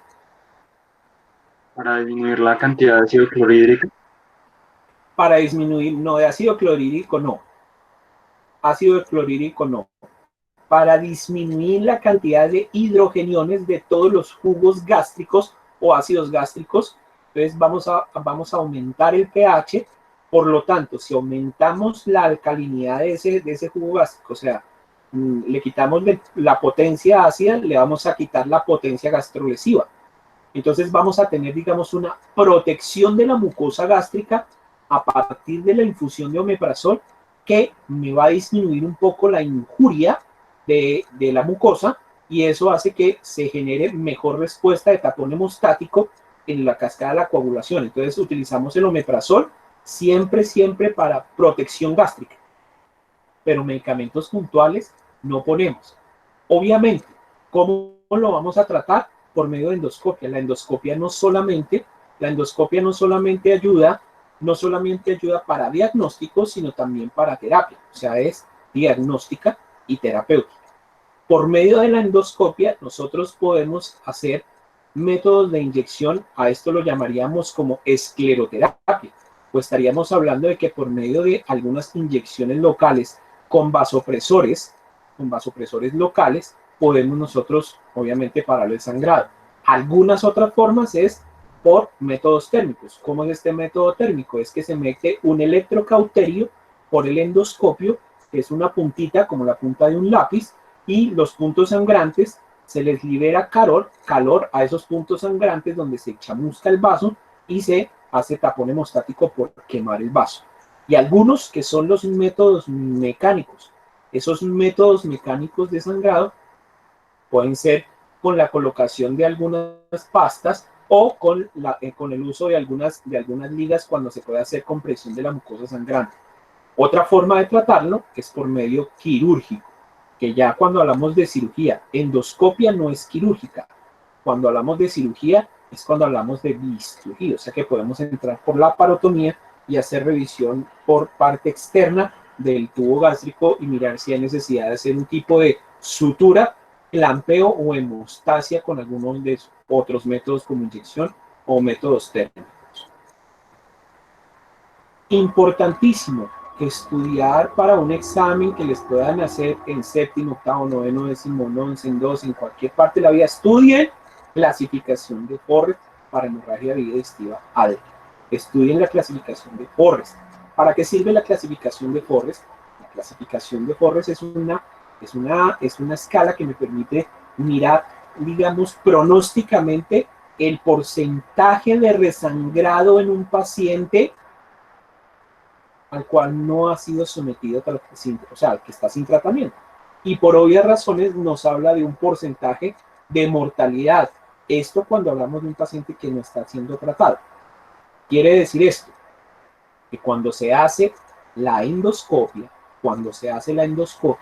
que en ese momento está siendo diagnóstica, entonces no se ha tratado, ¿verdad? Si no se ha tratado, al mirar el tipo de lesión, se puede predecir el porcentaje de riesgo que tiene el paciente de sangrar si no le hacemos tratamiento.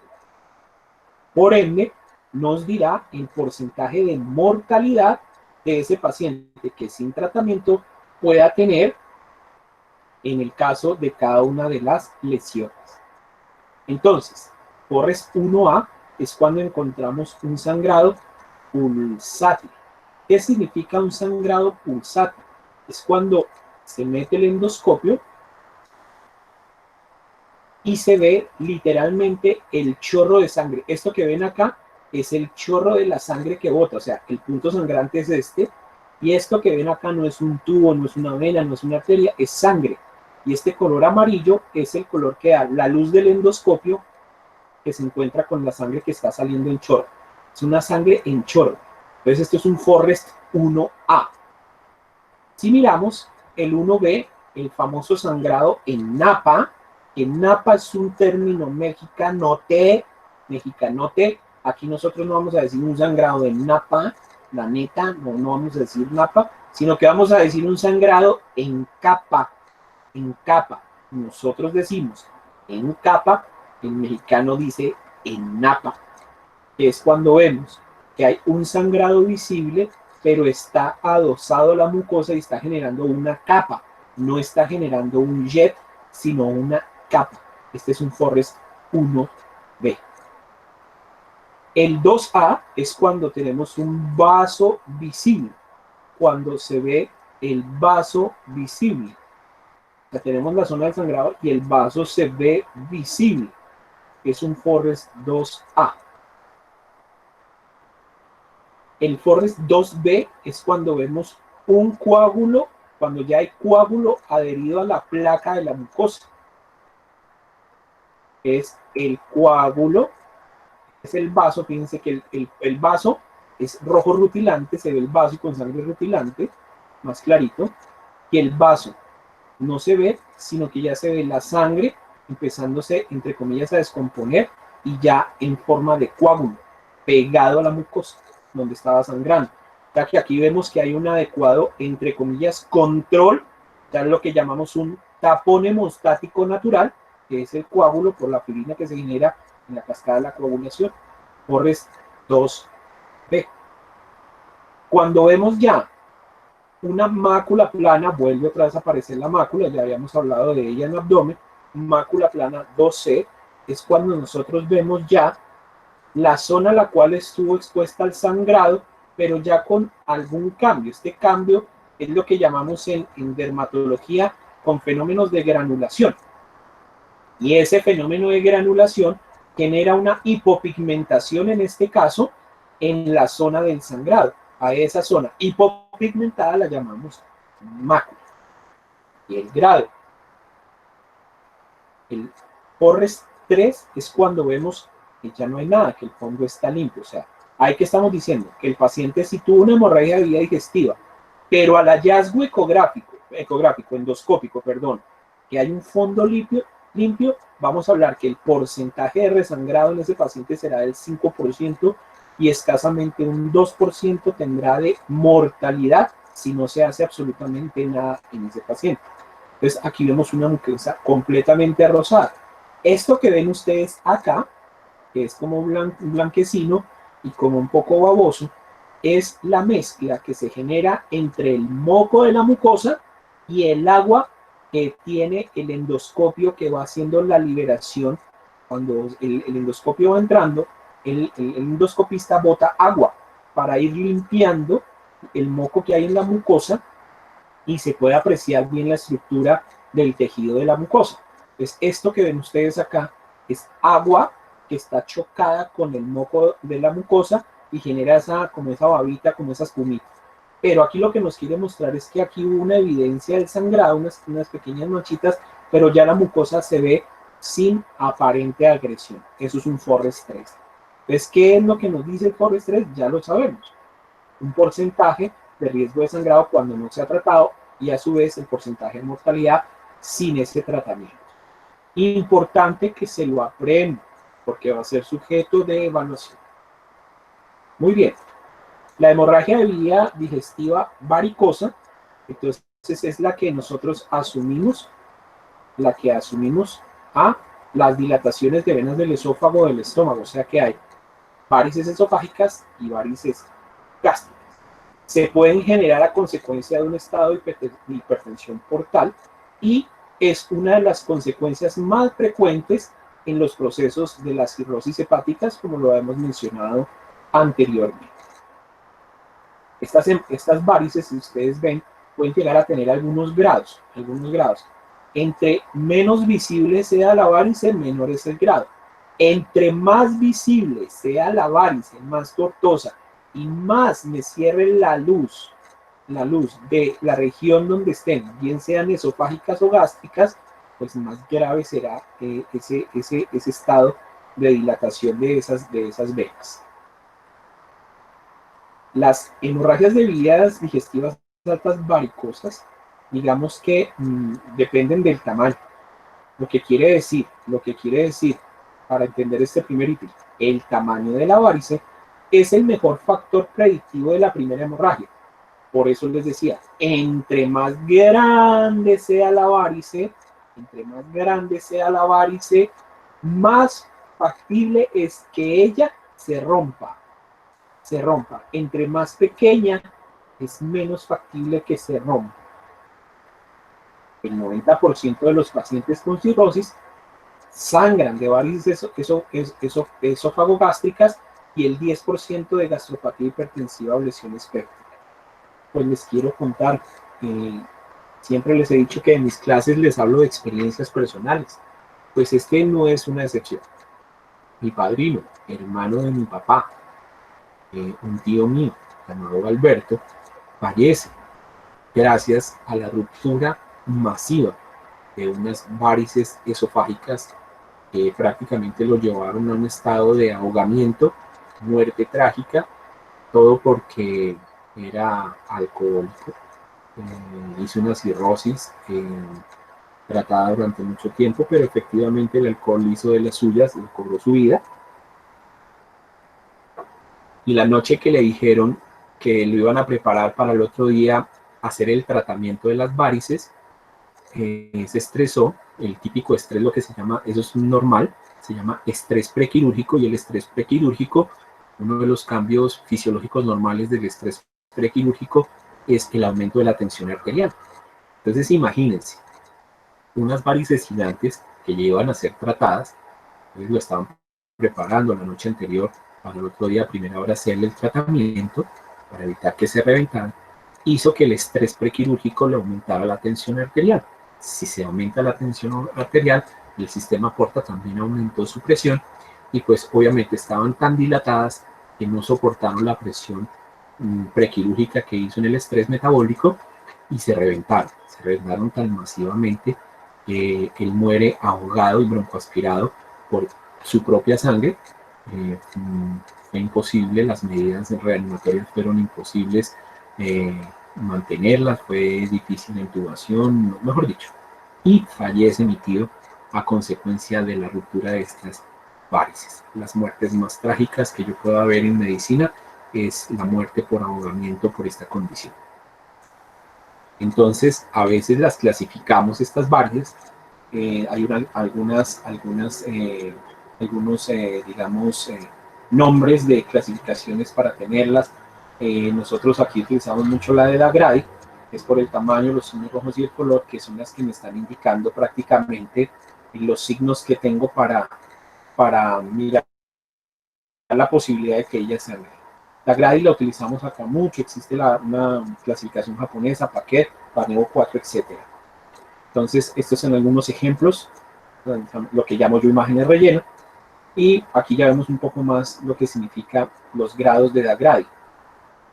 Que sería bueno que a esta fotico, tómenle una foto de esta vaina, tómenle una foto de esta. ¿Listo? ¿Ya le tomaron la foto? Listo. No mentiras, para que le tomen la foto. Y la idea es que estudien esto también. Estudiense la clasificación de Dagradi para las varices esofágicas. Bueno, muy bien. Entonces vimos que las hemorragias de vías digestivas altas, no varicosas, no tenían medicamentos, sino que utilizábamos medicamentos para ayudar a que no fuera más grave la hemorragia, como el uso de los inhibidores de bombas de protones. Pero en los estados acá ya varicosos, en las hemorragias varicosas o las varices esofágicas o gástricas, sí tienen un tratamiento. Mañana posiblemente con Lina Pinilla, con la doctora Lina Pinilla, van a hablar sobre los medicamentos vasoactivos, como la terlipresina, glipresina, somatostatina o eloquetría, que son medicamentos vasoactivos que van a generar localmente una vasoconstricción activa. Se utilizan de 2 a 5 días y había uno anteriormente. Hoy en día pues hay algunos sitios donde tienen vasopresina y la utilizan. Yo no sé qué pasó con la vasopresina.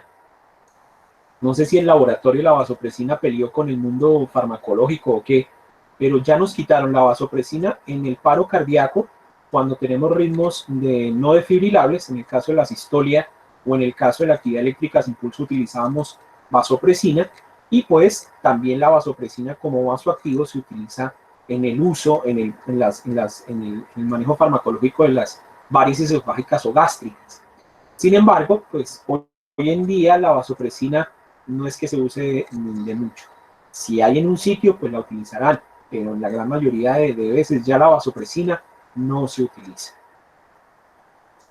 El tratamiento endoscópico es otro gol estándar que se utiliza en las varices esofágicas o gástricas, ¿sí? Y debe ser en lo posible realizada en las primeras 12 horas. Miren lo que le pasó a mi tío, no se le hicieron, sino que el gastroenterólogo se me confió mucho con él, que podían prepararlo, hacerle, mejor dicho, de todo un poquito, y pues fíjense que no se le hicieron dentro de las 12 primeras horas y un cambio medio pendejo de la tensión arterial le curó la vida. Entonces háganla, ojalá en las primeras 12 horas la endoscopia para el tratamiento endoscópico de ellos. ¿Y qué se hace en ese tratamiento endoscópico? Entonces en el tratamiento endoscópico lo que se hace es, primero, como factor mecánico se ponen unas ligaduras, se hace una ligadura con unas bandas elásticas. Entonces, estas cositas azules que ven ustedes acá, estas cositas azules, no estas blanquitas transparentes, sino las banditas azules, son las bandas elásticas. Lo que pasa es que aquí el equipo nos muestra una varice a la cual ya se le colocó una banda elástica e hizo plisarla. Lo que hizo fue estriparla. Es una banda elástica que tiene memoria elástica, y esa memoria elástica hace que se comprima la varice. Aquí están colocando apenas los soportes. Estos son los soportes con el endoscopio, que cuando se retiran la banda se retrae y comprime la varice. Estos son los tubos del endoscopio colocando las varices, y así queda una varice esofágica tratada con banda.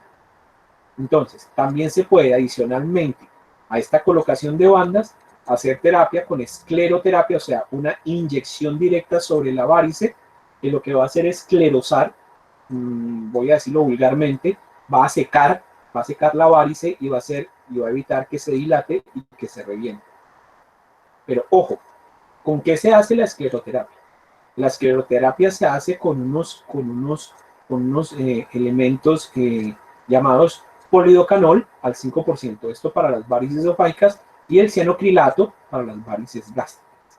Ahora bien, cuando se hace ligadura de varices esofágicas con bandas, siempre se debe realizar tratamiento combinado con vasoactivos, con cualquiera de estos vasoactivos, terlipresina, glipresina, somatostatina, octopide, y siempre que se pongan bandas se hace de 2 a 5 días el tratamiento.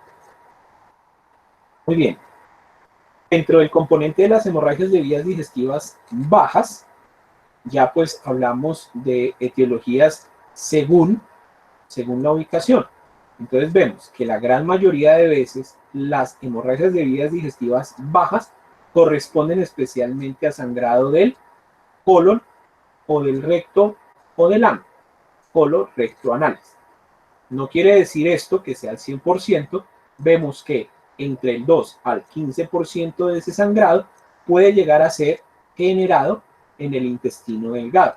Para esto, por lo general, cuando no lo vemos en la colonoscopia, tenemos que hacer un examen que habíamos visto anteriormente, que se llama un angio. ¿Qué? ¿Alguien me puede recordar? ¿Alguien me puede recordar? ¿Nadie? Realiza una arteriografía con medio de contraste. Muy bien. Están muy callados.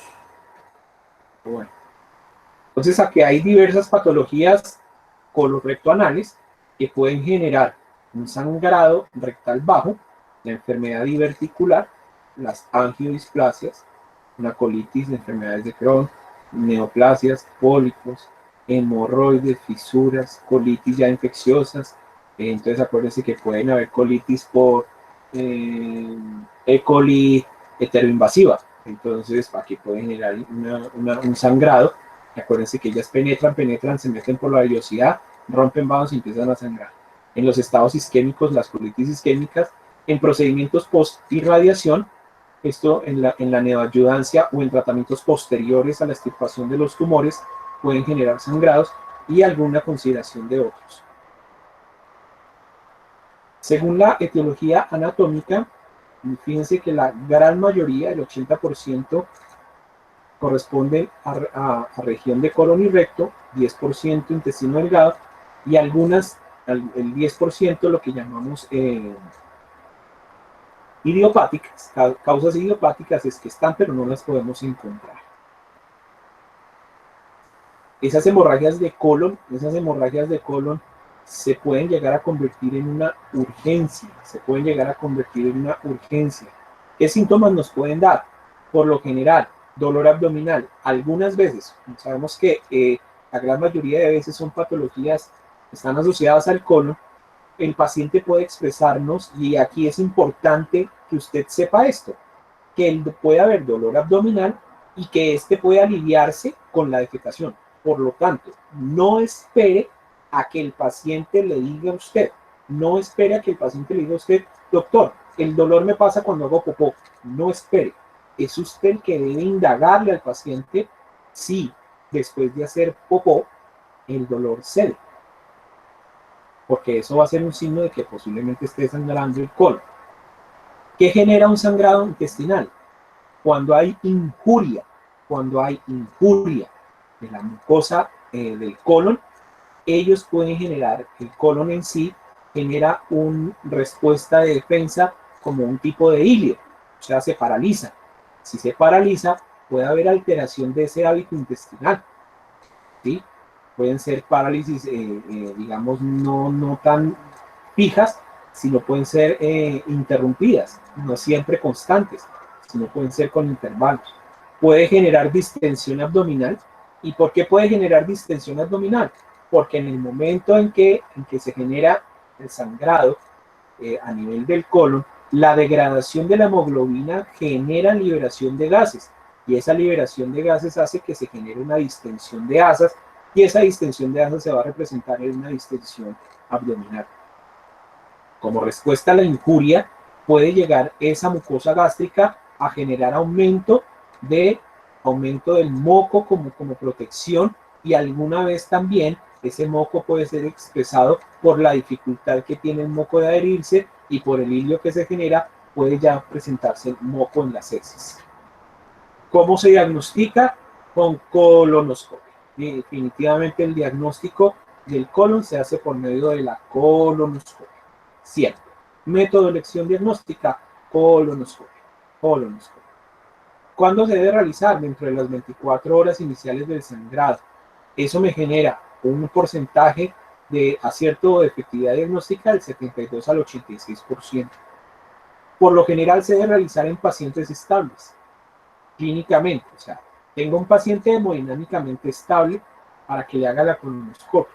Adicionalmente, como la gran mayoría de colonoscopias se hacen bajo efectos de sedación, ningún anestesiólogo le va a suministrar algún tipo de sedante o analgésico o pseudoanalgesia si el paciente está inestable.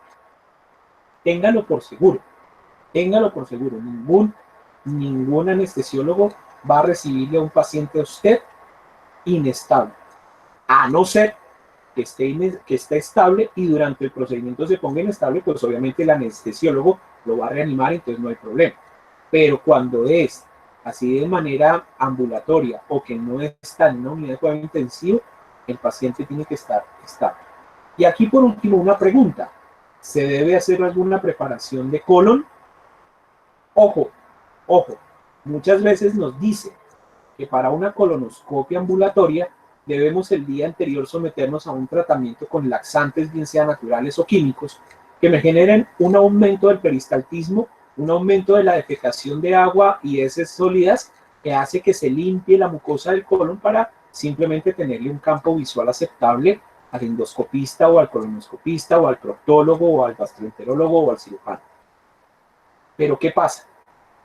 Si hay un sangrado en el colon, como estos medicamentos, bien sean naturales o químicos, me generan un gran aumento del peristaltismo, generando un vaciamiento rapidísimo, una evacuación rápida, se ha visto que puede llegar estos tratamientos a incrementar la perforación intestinal.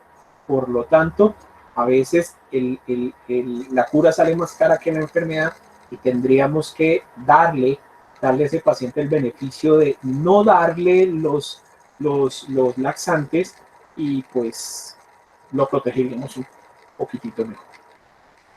Bueno, muy bien. Faltan 5 minutos para la 1. Estoy en lo del miércoles. Muy bien. Hasta el momento, ¿hay alguna pregunta?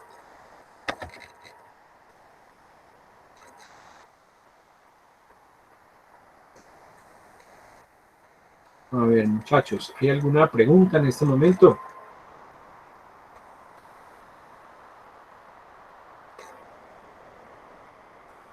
Doctor, qué pena. Quería saber si es posible que usted nos compartiera la grabación de la clase.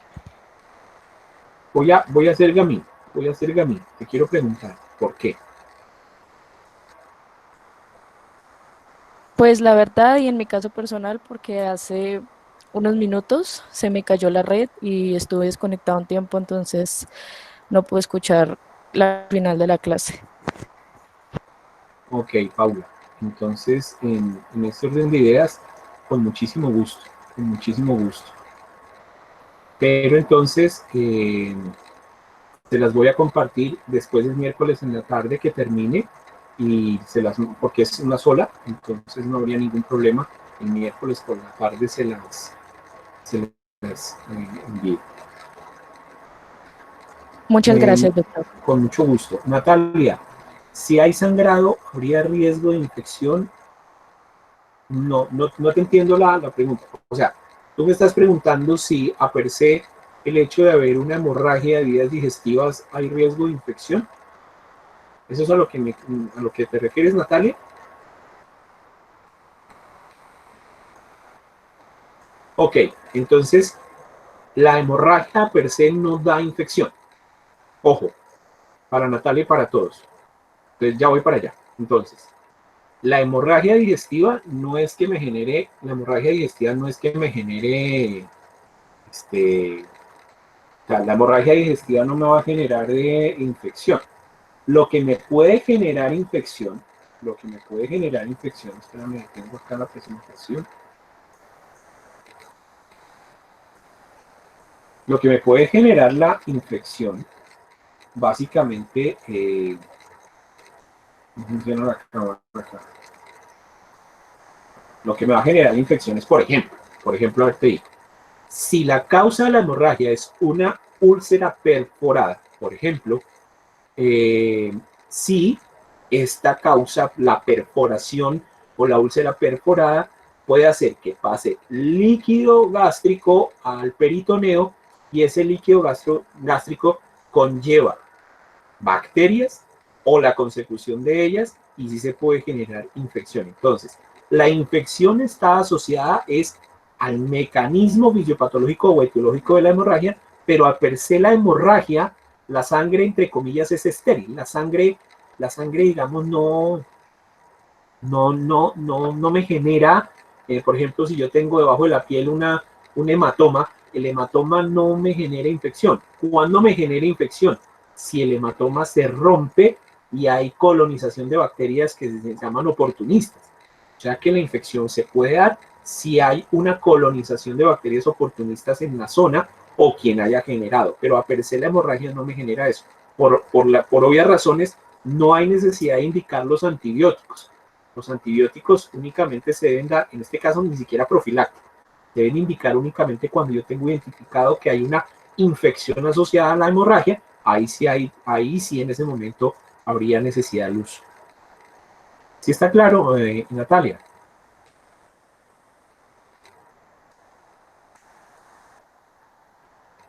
Ok, Jessica, si una persona tiene hematoquesia, pero es leve y no seguida, al hacer la colonoscopia, ¿se va a observar la lesión? Primera pregunta, no necesariamente, no necesariamente. ¿Qué quiere decir esto? Que los hallazgos de la colonoscopia son relativos a la zona. Entonces, por ejemplo, si tú me dices que hay, que no es seguida la hematoquesia, entonces la primera pregunta es, ¿sabemos qué le manchó el popó a ese paciente?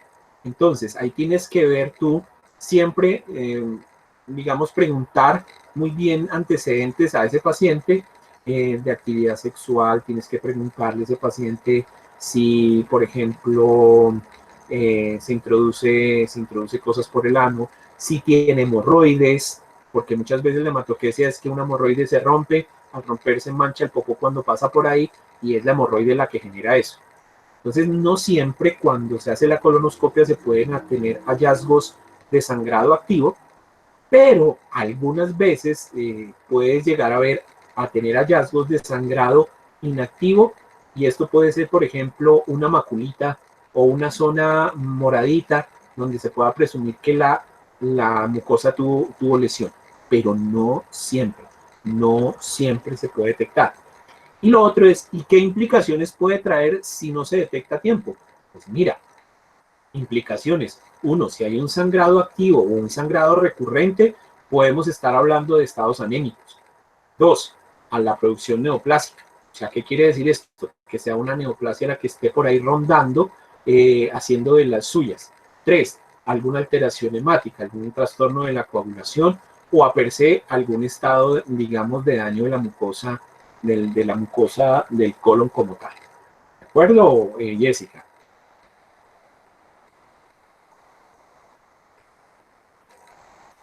Muy bien. ¿Alguna otra pregunta?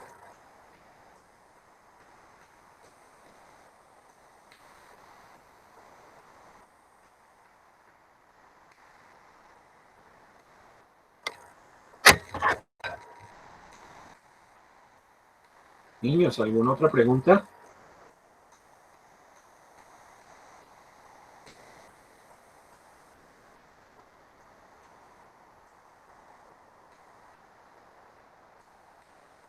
Nada. Bueno, listo, muchachos. Entonces, si no es más el motivo, les agradezco mucho su atención. Espero que mañana estén muy juiciosos con la doctora Pinilla, quien es un amor y es muy querida. Entonces pónganle muchísima atención a ella, a su clase.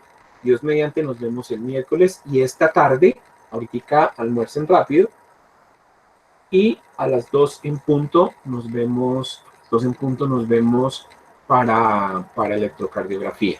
Dios los bendiga y espero que pues haya sido de su agrado esta clase. Chao, chao.